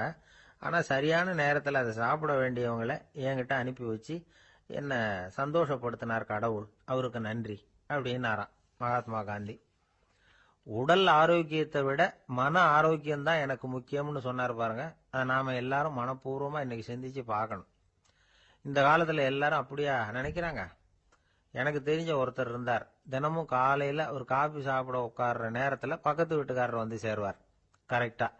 உடனே அவரும் தனக்குன்னு வந்திருக்கிற காப்பியை எடுத்து மனப்பூர்வமா பக்கத்து வீட்டுக்காரர்கிட்ட கொடுத்துருவார். அதுக்கப்புறம் அவருக்காக வேற காப்பி போட்டு கொண்டாந்து கொடுத்தாலும் வேண்டான்னு சொல்லிடுவார். ஆண்டவனா பார்த்து சரியான நேரத்துல அவரை எங்க வீட்டுக்கு தினமும் அனுப்பி வைக்கிறார் அப்படிம்பார். ஏன் அப்படி சொல்றீங்க அப்படின்னு கேட்டோம் ஒரு நாள். அதுக்கு அவர் சொல்றார், எனக்கு என்னோட உடல் ஆரோக்கியம்தான் முக்கியம். இத கடவுள் புரிஞ்சுக்கிட்டு எங்க வீட்டு காப்பியை சாப்பிடுறதுக்கு தினமும் அடுத்த வீட்டுக்காரனை அனுப்பி வைக்கிறார் அப்படின்னாரலாம். ஒரு நண்பர் வந்தார். ரொம்பவும் இறுக்கமா உடை அணிஞ்சிருந்தார். அதாவது ஆடைக்குள்ள அவர் மாட்டிக்கிட்டு இருந்தது மாதிரி தெரிஞ்சது. ஏன் துணி குறைச்சலா எடுத்துட்டீங்களா அப்படின்னு கேட்டோம். இல்லைங்க, எனக்கு எப்பவுமே இறுக்கமா உடை அணியறது தான் பிடிக்கும் அப்படின்னார். ஒருத்தர் எப்படி உடை அணியிறார் அப்படிங்கறத வச்சே அந்த ஆள் எப்படிப்பட்டவர் அப்படிங்கறத கண்டுபிடிச்சிடலாம். உடை அணியிற விதம் ஒருத்தருடைய மனநிலையை வெளிப்படுத்துதான். இப்ப இறுக்கமான உடை அணியிறவங்க பொதுவா மன நிம்மதி இல்லாதவங்களா இருப்பாங்களாம், கோபக்காரங்களா இருப்பாங்களாம். ரொம்ப தொலைதொழப்பா ஆடை அணிகிறவங்க இருக்கிறாங்கல்ல, அவங்க எல்லாம் அமைதியான ஆளா இருப்பாங்களாம், சாந்தமா இருப்பாங்களாம். இவங்கெல்லாம் போராடுறதுக்கு சரியா வரமாட்டாங்களாம். இப்படி ஒரு கணிப்பு இருக்குது. அதனாலதான் போர் வீரர்களுக்கெல்லாம் இறுக்கமான உடையை தான் கொடுக்கறது வழக்கம். ஆனா சன்னியாசிகளை பாருங்க, அவங்களுக்கெல்லாம் ரொம்ப தொலை உடைகள் தான். அவங்கெல்லாம் டைட் பேண்ட் போட்டுக்கிட்டு நிக்க மாட்டாங்க சன்னியாசிகள்லாம். அதே மாதிரி சன்னியாசிகள்லாம் காவி உடைய தேர்ந்தெடுக்கிறதுக்கும் காரணம் உண்டு. பல ஆண்டுகள் சோதனை செஞ்சு பார்த்துட்டு தான் சன்னியாசத்துக்கு காவி தான் சரி அப்படின்னு முடிவு பண்ணியிருக்கிறாங்க. இப்ப பௌதீக விஞ்ஞானப்படியும் அதுதான் சரி. அதாவது சூரிய ஒளியில 7 வண்ணங்கள் உண்டு. ஒரு பொருள் மேல அது விழும் பொழுது அந்த பொருள் நமக்கு சிவப்பா தெரிஞ்சதுன்னா அந்த பொருள் சிவப்பை தவிர மற்ற எல்லா நிற கதிர்களையும் உள்வாங்கிக்கிட்டு சிவப்பு நிறத்தை மட்டும் வெளியில விடுது. அதாவது விலக்கி விடுது. அதனாலதான் அந்த பொருள் சிவப்பா தெரியுது. உடல் ஆரோக்கியத்துக்கு ஓரளவு சிவப்பு தேவைப்படுது. அதனாலதான் காவி உடை அணிஞ்சா சூரிய ஒளி ஓரளவு சிவப்பை விலக்கிவிடும். அதாவது சிவப்பின் பலனும் கிடைக்கும், இந்த சிவப்பின் கெடுதலும் இல்லை அப்படின்னு யோசனை பண்ணாங்க. காவி உதய வேளையின் நிறம். கீழ் வானத்துல கதிர் உதிக்கிற வேளையில முதல் ஒளி தோன்றுகிற நேரத்துல காவி நிறம் தான் கசியும். தியானம் செய்யறப்போ முதல்ல காணக்கூடிய ஒளி காவி நிறம் தான். தியானத்தின் உச்ச நிலையின் நிறம் நீலம். தியானம் காவி நிறத்துல ஆரம்பமாகி நீல நிறத்துல நிறைவடைகிறது அப்படிங்கிறார் ஓஷோ. நீலம் தியான சிகரம், காவி தியான ஆரம்ப குறியீடு, ஒரு சன்னியாசியின் ஆரம்ப தரிசனம் அப்படிங்கிறார் அவர். ஒருத்தர் நாள் பூரா காவி உடைய அணிஞ்சிருந்தா அந்த நிறம் அவருக்கு தியானத்தை பத்திய நினைவை ஊட்டிக்கிட்டே இருக்கும். இப்படியே ஆடைக்கும் தியானத்துக்கும் இடையில ஒரு தொடர் ஏற்படுது. ஒரு துறவியின் உள்ளார்ந்த பண்பா அது மாறுது. கடைவீதியில ஒரு பொருள் வாங்க போறோம், அது மறந்துடக்கூடாதுங்கிறதுக்காக ஞாபகம் முடிச்சு போட்டுக்கிறோம். அந்த முடிச்சுக்கும் பொருளுக்கும் தொடர்பு இல்லை. ஆனா கடைவீதிக்கு போன உடனே அந்த முடிச்சு அந்த பொருளை ஞாபகப்படுத்துது. அதாவது அந்த முடிச்சு ஒரு தொடர்பு அம்சமா அமையுது. அது மாதிரிதான் காவி உடையும். ஒரு துறவி நடக்கும் பொழுது, சாப்பிடும் பொழுது, குளிக்கும் பொழுது அவருடைய காவி உடை அவருக்கு ஞாபகப்படுத்திக்கிட்டே இருக்கும். அது ஒரு நிலைப்படுத்தப்பட்ட நினைவாக ஞாபகம் முடிச்சாக மாறிடுது. காவி ஆடை இல்லைன்னா ஒருத்தரால துறவியாக முடியாதுன்னு அர்த்தம் இல்லை. அதே நேரத்துல காவி ஆடையால ஒன்னும் பிரயோஜனம் இல்லை, அதுல ஒன்னும் அர்த்தம் இல்லை அப்படின்னு சொல்லிட முடியாது. இதுதான் உண்மை. இவ்வளவு தூரம் காவி ஆடையை பத்தி சொல்றதுனால எல்லாரும் சன்னியாசியா போடுங்கோ அப்படின்னு நாம சொல்றதாக யாரும் நினைச்சிடக்கூடாது. மனசுக்கும் நிறத்துக்கும் உள்ள சம்பந்தத்தை தெரிஞ்சுக்கிறதுக்காகத்தான் இவ்வளவும். நமக்கு தெரிஞ்ச நண்பர் ஒருத்தர் இருக்கிறார், ஆபீஸ்ல வேலை பார்க்கிறவர். ஒவ்வொரு மாசமும் 20ஆம் தேதிக்கு பிறகு அவரை போய் பாத்தீங்கன்னா காவி உடை அணிஞ்சுக்கிட்டு கண்ணை மூடிக்கிட்டு கை ரெண்டையும் விரிச்சு வச்சுக்கிட்டு தியானத்திலேயே உட்காந்துருப்பார். ஏன் இப்படி பண்றீங்கன்னு கேட்டேன். அதாவது 20ஆம் தேதிக்கு பிறகு என் கையில ஒரு பைசா கூட கிடையாது, ஒரு சன்னியாசி லெவல்ல இருக்கிறேன், என்கிட்ட எதுவும் செலவுக்கு கேட்காத அப்படின்னு என் மனைவிக்கு நாசூக்கா உணர்த்துறதுக்காக அப்படி உட்கார்ந்திருப்பேன் அப்படின்னு விளக்கம் கொடுக்கிறார். ஒரு நாள் ராமர் அரசவையில உட்கார்ந்திருக்கிறார். ராமராஜ்யம் நடந்துகிட்டு இருந்த நேரம். அந்த சமயத்துல ஒரு நாய் வந்து அரச சபைக்கு வந்துதான். அது தலையில அடிபட்டு ரத்தம். அந்த கோலத்துல அது அங்க வந்தது. எல்லாரும் ஆச்சரியமா அதை பார்த்தாங்க. ராமரும் அந்த நாயை பார்த்தார். நீங்க வந்த காரியம் என்ன, என்ன நடந்தது, எதுவா இருந்தாலும் பயப்படாம சொல்லு அப்படின்னார். உடனே அந்த நாய் மெதுவா சொல்ல ஆரம்பிச்சுதான். ஐயா, நான் தெருவில் போய்கிட்டு இருந்தேன். வழியில ஒருத்தர் வந்தார். அவர் வேத சாஸ்திரம்லாம் படிச்ச பெரியவர். அவர் எந்த காரணமும் இல்லாம அவர் கையில வச்சிருந்த குச்சியால என் தலையில அடிச்சுட்டார். அதுதான் தலையில ரத்தம். இதை நீங்க விசாரிச்சு தகுந்த தீர்ப்பு வழங்கணும் அப்படின்னு தான் அந்த நாய். ராமர் பார்த்தார். உடனே தன்னுடைய காவலர்களை அனுப்புனார். அந்த ஆளை எங்க இருந்தாலும் போய் கொண்டுட்டு வாங்க அப்படின்னு விட்டார். காவலர்கள் போனாங்க. அந்த ஆளை பிடிச்சி கொண்டு வந்துட்டாங்க. அரண்மனைக்கு வா அப்படின்னு சொல்லி கூப்பிட்டுட்டு வந்துட்டாங்க. என்ன நடந்ததுன்னு விசாரிச்சார் ராமர். அதுக்கு அந்த ஆள் சொன்னார், நான் வந்து வீதி வழியா வந்துகிட்டு இருந்தேன். குறுக்க இந்த நாய் வந்தது. நான் அவசரமா போய்கிட்டு இருந்தேன். இது எனக்கு வழி விடாம குறுக்க பூந்து இடைஞ்சல் பண்ணிச்சு. எனக்கு கோபம் வந்துட்டுது. அதனால அடிச்சுட்டேன். வேத சாஸ்திரம் படிச்ச நான் என் வசம் இழந்து கோபப்பட்டது பெரிய தப்பு தான். அதை நான் ஒத்துக்கிறேன். குற்றத்தை ஒப்புக்கொள்றேன். எனக்கு என்ன தண்டனை கொடுக்கணுமோ அதை கொடுங்க, ஏத்துக்கிறேன் அப்படின்னு விட்டார். சரி, இப்ப அந்த ஆளுக்கு தண்டனை கொடுக்கணும். என்ன தண்டனை கொடுக்கறது யோசனை பண்ணார் ராமர். அதையும் அந்த நாய்கிட்டயே கேட்டார். நீயே சொல்லு, என்ன தண்டனை கொடுக்கலாம் இவருக்கு அப்படின்னார். இதுக்கு அந்த நாய் என்ன சொல்லிச்சு தெரியுமா? இவரை ஏதாவது ஒரு கோயிலுக்கு தர்மகர்த்தாவா நியமனம் பண்ணிவிடுங்க, அதுதான் இவருக்கு சரியான தண்டனை அப்படின்னுது. இதை கேட்டதும் ராமர் முகத்துல புன்னகை. ஆனா அங்க இருந்த மற்றவங்களுக்கெல்லாம் ஆச்சரியம். அது எப்படி, தப்பு செஞ்சவங்களுக்கு தண்டனை கொடுக்கறது தானே நியாயம், அதை விட்டுட்டு தர்மகர்த்தா பதவியை கொடுக்க சொல்லுதே இந்த நாய் அப்படிங்கிற ஆச்சரியம். இந்த சந்தேகத்தை அந்த நாய்கிட்டயே கேட்டாங்க அங்க இருந்தவங்க. இதுக்கு அந்த நாய் பதில் சொல்லிச்சான். நான் வந்து போன பிறவியில ஒரு கோயிலுக்கு தர்மகர்த்தாவா இருந்தேன். எவ்வளவோ கவனமா எச்சரிக்கையா தான் என்னுடைய கடமைகளை எல்லாம் செஞ்சுக்கிட்டு வந்தேன். அப்படி இருந்தாலும் சில சமயங்கள்ல என்னையும் மீறி கோயில் செல்வத்தை நான் அனுபவிக்கிறதுக்கு காரணம் ஆயிட்டேன். ஒரு கோவிலுக்கு தர்மகர்த்தாவா இருக்கிறவங்க எப்படியும் இந்த பாவத்திலிருந்து தப்பிக்கிறது கஷ்டம். அதனாலதான் நான் இந்த பிறவியில நாயா பிறந்து இப்படி கஷ்டப்படுறேன். இதே நிலைமை இந்த ஆளுக்கும் ஏற்படணும் அப்படிங்கிறதுக்காக தான் அவரையும் ஒரு கோயிலுக்கு தர்மகர்த்தாவை நியமிக்கும்படி கேட்டுக்கிட்டேன் அப்படின்னு தான் இந்த நாய். இதுல இருந்து என்ன தெரியுது? எந்த பதவியில நாம இருந்தாலும் நமக்கு தெரியாம கூட அதை தவறா உபயோகப்படுத்த கூடாதுங்கிறத இதுல இருந்து புரிஞ்சுக்கணும். இல்லைன்னா அடுத்த பிறவியில நாயா பிறந்து எங்கேயாவது போய் வாலாட்டிட்டு நிக்க வேண்டியதுதான். கோவில் வாசல்ல 2 நாய் பேசிக்கிட்டு இருந்துதான். போன ஜென்மத்துல நான் மனுஷனாதான் இருந்தேன். ஒரு கோவில் பூசாரி பேச்சை கேட்டுட்டு அவரோட கூட்டு சேர்ந்துக்கிட்டு ஆண்டவன் போட்டிருந்த நகையெல்லாம் அபகரிச்சு என்கிட்ட கொடுத்தாரு அவரு. நான் எடுத்துட்டு வந்துட்டேன். திருடினது அந்த ஆள் தான், எடுத்துட்டு வந்ததுதான் நான். இருந்தாலும் நான் மட்டும் நாயா பிறந்துட்டேன். இப்போ மட்டும் அந்த பூசாரி என்கிட்ட மாட்டினா கடிச்சு குதறி போடுவேன் அப்படின்னு தான். அவசரப்பட்டு அப்படி செஞ்சுடாதே. பதிலுக்கு அவரும் உன்னை திருப்பி கடிச்சாலும் கடிச்சிருவார். ஏன்னா அவரும் இப்போ ஒரு நாயா தான் பிறந்திருக்கிறார் அப்படின்னு தான் இன்னொன்னு. அது எப்படி உனக்கு தெரியும்னு தான் இது. நான் தானே அது அப்படின்னு தான் அந்த நாய். ஒரு சிகை அலங்கார கூடம். ரொம்ப சுறுசுறுப்பா எல்லாரும் வேலை செஞ்சுட்டு இருக்கிறாங்க. முடிவெட்டிக்க வந்திருக்கிறவங்க நிறைய பேர் எல்லாரும் வரிசையா உட்காந்துருக்கிறாங்க. அந்த சமயத்துல திடீர்னு கதவை திறந்துக்கிட்டு ஒருத்தர் உள்ள வர்றார். அவர் ஒரு பெரிய மனிதர். அவரும் முடிவெட்டிக்கிறதுக்காக தான் உள்ள வந்திருக்கிறார். அவரை பார்த்த உடனே அங்க வரிசையில் உட்காந்துருந்தவங்க எல்லாரும் எழுந்திரிச்சு அவர்கிட்ட வந்துட்டாங்க. அவரை சுத்தி நின்றுட்டாங்க. எப்படி இருக்கிறீங்க, நல்லா இருக்கீங்களா அப்படின்னு விசாரிக்க ஆரம்பிச்சுட்டாங்க. எல்லாம் முடிஞ்சதும் வந்தவர் கேட்டார், வரிசையில கடைசியா இருக்கிறவர் யார் அப்படின்னு கேட்டார். ஏன்னு கேட்டாங்க. நான் அதுக்கு அடுத்தபடியா உட்காரணும், அதுக்காக தான் கேட்கறேன் அப்படின்னார். உடனே அங்க இருந்தவங்க எல்லாம் என்ன சொன்னாங்க தெரியுமா? நீங்க வந்து வரிசையில காத்திருக்க கூடாது, நீங்க அரசாங்கத்தின் தலைவர், உங்களுக்கு நேரம் முக்கியம், அதனால நீங்க முன்னாடி போங்க அப்படின்னு சொன்னாங்க. ஆனா அதை அவர் கேட்கல. தோழர்களே, உங்களுடைய கருத்துக்கு ரொம்ப நன்றி. எல்லாரும் வரிசையா தான் வரணும், அதுதான் முறை. வரிசையில வரணுங்கிற நடைமுறையை நானும் பின்பற்ற விரும்புறேன். நாம எல்லாரும் சமமானவர்கள் அப்படின்னார். இப்படி சொல்லிவிட்டு வரிசையில கடைசியா இருந்த ஒரு நாற்காலியில போய் உட்காந்துக்கிட்டார். தன் சட்டை பையில இருந்த ஒரு செய்தித்தாளை எடுத்தார், படிக்க ஆரம்பிச்சிட்டார். ஆனா அங்க இருந்தவங்களால இதை பார்த்துக்கிட்டு சும்மா இருக்க முடியல. ஒருத்தர் எழுந்திருச்சு வந்தார். ஐயா, இப்ப என்னுடைய முறை வந்திருக்குது, நான் தான் போக வேண்டிய முறை. உங்களை இங்க காத்திருக்க வைக்கிறத விட ஒரு 5 ஆண்டுகளுக்கு கூட நான் முடிவெட்டிக்காமே இருந்துட முடியும் அப்படின்னார். அவர் மறுபடியும் சொன்னார், ஐயா, நீங்க வரிசை முறையை தாண்டி போக விருப்பப்படல, சரி. ஆனா என்னுடைய முறையை மாத்தி கொடுக்கறதுக்கு எனக்கு முழு உரிமை இருக்குது. இதுக்கு பதிலா உங்களுடைய கடைசி இடத்தை நான் எடுத்துக்கிறேன், இதை நீங்க மறுக்க முடியாதுன்னார். அங்க இருந்த மற்றவங்களும் இதை ஒரு மனசா வற்புறுத்த ஆரம்பிச்சிட்டாங்க. அந்த பெரிய மனிதர் பார்த்தார், சரின்னு கடைசியா ஒத்துக்கிட்டார். அவர் யார் தெரியுமா? அவர் தான் மாவீரர் லெனின்.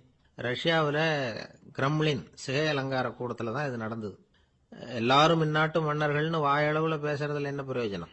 நாம எல்லாரும் சமம்ங்கிறத நடைமுறையில கடைபிடிச்சு காட்டினவங்க கொஞ்சம் பேர் தான். அவங்கள ஒருத்தர் தான் லெனின்.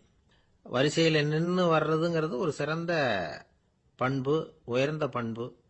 இன்னைக்கு பல இடங்கள்ல அது நமக்கு தேவைப்படுது.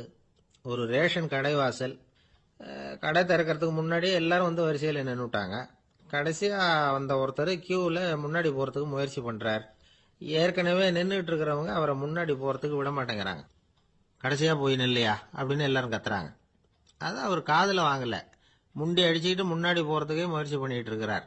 எல்லாரும் சேர்ந்து அவரை வலுக்கட்டாயமா இழுத்து கொண்டாந்து பின்னாடி கொண்டு போய் நிறுத்திவிட்டாங்க. நிறுத்திவிட்டு சொன்னாங்க, இதை பாருப்பா, நாங்க இருக்கிற வரைக்கும் நீங்க முன்னாடி போய் எதையும் வாங்க முடியாது, தெரிஞ்சுக்கோ அப்படின்னாங்க. இப்போ அந்த ஆள் சொன்னாராம், நான் இங்க பின்னாடி நிக்கிற வரைக்கும் நீங்களும் எதுவும் வாங்க முடியாது அப்படின்னாராம். ஏன்னு கேட்டிருக்கிறாங்க. நான் தான் அந்த கடையை திறக்க வேண்டிய ஆள் அப்படின்னா. ஒரு அழகான கடற்கரை, சுற்றுலா பயணிகள் நிறைய பேர் அங்க போறது வழக்கம். சனி ஞாயிறு கூட்டம் அதிகமா இருக்கும். அதோட விளைவு என்னங்கிறது அடுத்த நாள் தான் தெரியும். ஆமா, அந்த கடற்கரையை சுத்தப்படுத்துற தொழிலாளிகள் திங்கட்கிழமை ரொம்ப சிரமப்படுவாங்க. சனி ஞாயிறு வந்த கூட்டம் கடற்கரை பூராவும் காலி ஐஸ்கிரீம் கப்புகளை வீசி எரிஞ்சுட்டு போயிருக்கும். ஆயிரக்கணக்கான கப்புகள் அங்க பரவலா கிடக்கும். அதையெல்லாம் பொறுக்கி எடுத்து சுத்தம் பண்ணி ஆகணும். இதனால திங்கட்கிழமை வேலைக்கு வர்றதுக்கு எல்லாரும் பயப்படுவாங்க. அப்படி ஒரு நிலைமை. பல பேர் அன்னைக்கு லீவ் எடுத்துட்டு போயிடுறது வழக்கம். நமக்கு எதுக்கு இன்னைக்கு தொந்தரவுன்னு. இது ஒரு பெரிய பிரச்சனையா இருந்தது. இதுக்கு என்ன பண்ணலாம் அப்படின்னு யோசனை பண்ணாங்க. ஒரு ஆலோசனை கூட்டத்துக்கு ஏற்பாடு பண்ணாங்களாம். அந்த நகர நிர்வாக அலுவலர்கள், பணியாளர்கள் எல்லாரும் அதில் கலந்துக்கிட்டாங்க. கூட்டம் ஆரம்பமாச்சு. ஆரம்பத்தில் சொன்னாங்க, இந்த பிரச்சனைக்கு ஒரு தீர்வு வேணும், என்ன பண்ணலாம், அதை முடிவு செய்யறதுக்கு தான் இந்த கூட்டம். இதில் நீங்கள் செய்ய வேண்டியது என்னன்னா, உங்களுக்கு தோன்றுகிற யோசனை எதுவாக இருந்தாலும் சொல்லுங்க, கொஞ்சம் கூட தயக்கம் வேண்டாம். நாம சொல்ற யோசனை ஈடுபடுமா படாதா அப்படின்னு எல்லாம் யோசிக்க வேணாம். எல்லாருடைய யோசனைகளையும் அப்படியே பதிவு செய்துக்கிறோம். கடைசியா அதுல இருந்து ஒரு சிறந்த யோசனையை தேர்வு பண்ணி அதை பயன்படுத்தலாம். இந்த சந்தர்ப்பத்தில் இன்னொரு முக்கியமான வேண்டுகோள், எவ்வளவு சாதாரணமான யோசனையா இருந்தாலும் சரி, அது சொல்லும் பொழுது அடுத்தவங்க ஏளனம் செய்யக்கூடாது. இது ஒரு பெரிய யோசனையா அப்படின்னு சொல்லி எதையும் அலட்சியப்படுத்தக்கூடாது. இதுதான் அந்த கூட்டத்தின் ஆரம்பத்தில் செய்யப்பட்ட அறிவிப்பு.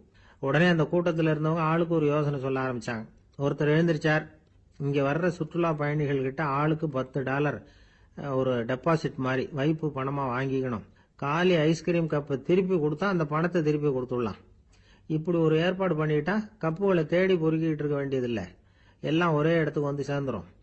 அப்படியே நாம தூக்கிட்டு போய் ஒரு இடத்துல கொட்டி போடலாம் அப்படின்னாரு. இன்னொருத்தர் எழுந்திருச்சார், கப்பை கீழே போட்டா $50 அபராதம் அப்படின்னு அங்கங்க போர்டு எழுதி வச்சுடலாம். கப்புகளை போடுறதுக்கு அங்கங்க பெரிய கூடைகளை வச்சுடலாம். நாம சாவகாசமா அந்த கூடைகளை சேகரம் பண்ணிக்கலாம் அப்படின்னாராம். இன்னொருத்தர் எழுந்திருச்சு கொஞ்சம் கோபமா பேசினார். கப்புகளை அவங்க வாயிலேயே திணிச்சுடணும், அதுகளை முன்னு சாப்பிட்டு பார்த்தாதான் தெரியும் அது எவ்வளவு கஷ்டங்கிறது அப்படின்னு ரொம்ப கடுமையா பேசியிருக்கார். இது வேடிக்கையா தெரிஞ்சாலும் இந்த யோசனையும் பதிவு செஞ்சுக்கிட்டாங்களாம். இப்படி பல யோசனைகள். கடைசியா எல்லாத்தையும் படிச்சு பார்த்துட்டு பரிசீலனை பண்ணாங்க. அப்புறம் தான் யோசனை வந்தது. இவர் வேடிக்கையா சொன்னது கப்புகளை அவங்கவுங்க வாயிலேயே திணிச்சு சாப்பிட சொல்லணும், அதுதான் தண்டனைன்னார்ல. ஏன் அப்படி சாப்பிடுறது மாதிரியே கப்புகளை தயார் பண்ணா என்ன அப்படின்னு சிந்திக்க ஆரம்பிச்சாங்களாம். ஆகா, அதுதான் சரின்னு ஒரு முடிவுக்கு வந்தாங்க. அதுல இருந்து உருவானதுதான் அந்த வேஃபர் கப்ஸ். ஐஸ்கிரீமை சாப்பிட்டு முடிச்சதும் கப்பையும் சாப்பிட்டுடலாம். கோன் ஐஸ்கிரீம் சாப்பிடுறோம்ல, அதுதான். அமெரிக்காவில் மியாமி கடற்கரையில ரொம்ப காலமா இருந்துகிட்டு வந்த குப்பை பிரச்சனைக்கு இப்படிதான் ஒரு தீர்வு வந்துதான். இதுல இருந்து நாம புரிஞ்சுக்க வேண்டியது என்னன்னா, நாம அன்றாட எத்தனையோ பிரச்சனைகளை சந்திக்கிறோம், அதுக்கெல்லாம் தீர்வு உண்டு. அது எங்க ஒளிஞ்சிருக்குன்னு கண்டுபிடிக்கணும். அந்த அந்த யோசனையையும் நல்லா தீவிரமா யோசிக்கணும். யார் என்ன யோசனை சொன்னாலும் அதை அலட்சியப்படுத்தக்கூடாது. அக்கறையோட கவனிக்கணும், அதை யோசிச்சு பார்க்கணும். ஒரு அம்மா தன்னோட வீட்டுக்காரரை ஒரு மனநல மருத்துவர்கிட்ட அழைச்சிட்டு வந்தாங்களாம். டாக்டர், இவருக்கு கோன் ஐஸ்கிரீம் பிடிக்கல, பேப்பர் கப்பில் இருக்கிற ஐஸ்கிரீம் தான் வேணும்னு அடம் பிடிக்கிறார் அப்படின்னாங்களாம். அது ஒன்றும் தப்பு இல்லையேன்னாராம் டாக்டர். இதுக்கு அந்த அம்மா சொன்னாங்களாம், இவர் கப்பு ஐஸ்கிரீம் வாங்குறதுல தப்பு இல்லை டாக்டர், பிரச்சனை அது இல்லை.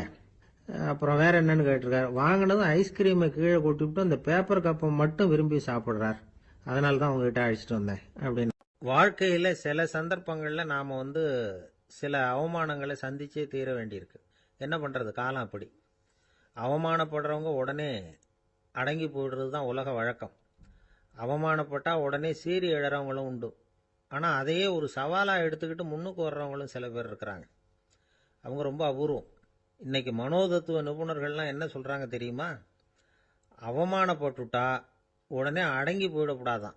அதையே ஒரு சவாலா எடுத்துக்கிட்டு மனசுல ஒரு வைராக்கியத்தோட முயற்சி பண்ணுனா வாழ்க்கையில எல்லாரும் முன்னேறலாமா. அவமானம்ங்கிறத நாம வைராக்கியமா மாத்திக்கணும். அதுதான் வெற்றிக்கு வழி. ராமர் இந்த பூமியில பிறந்ததே ஒரு வைராக்கியத்தினால தான் சார் அப்படின்னார் ஒருத்தர். எப்படிங்க அது அப்படின்னு கேட்டேன்.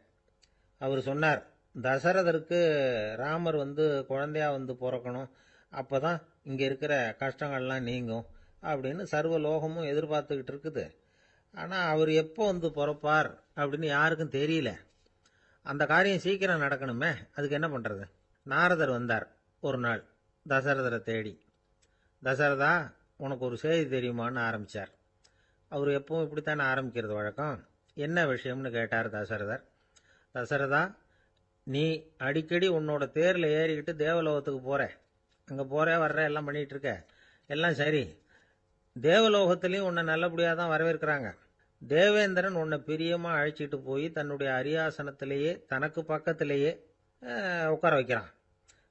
நீயும் சந்தோஷமா உட்காந்து பேசிவிட்டு வந்துடுற. ஆனா நீ இங்க வந்ததுக்கு அப்புறம் அங்க என்ன நடக்குது தெரியுமா உனக்கு அப்படின்னாராம் நாரதர். என்ன நடக்குது எனக்கு ஒன்றும் தெரியலையே அப்படின்னாராம் தசரதர். நாரதர்கிட்ட கிட்டத்தில் கேட்டிருக்காரு, கொஞ்சம் சொல்லுங்க என்னது அப்படின்னு. அவர் நெருங்கி வந்தாராம் நாரதரும். மெதுவா அவர் காதோட காதா சொன்னாராம். அதாவது நம்ம பாஷையில சொல்ல போனா பத்த வைக்கிறார். நீ அங்க தேவேந்திரன்கிட்ட உட்காந்து பேசிவிட்டு வந்த பிறகு நீ அங்க உட்கார்ந்திருந்த அரியாசனத்தை தண்ணி ஊத்தி கழுவி சுத்தப்படுத்துறாங்க.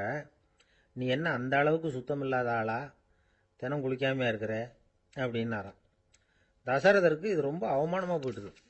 அப்படியே செய்யறாங்க அப்படின்னாராம். ஆமா, நீ வேணும்னா நான் சொல்றது உண்மையா இல்லையா அப்படின்னு சோதனை பண்ணி பார்த்துக்கோ அப்படின்னாராம் நாரதர். உடனே தசரதர் இதுக்காகவே புறப்பட்டு தேவலோகம் போனார்.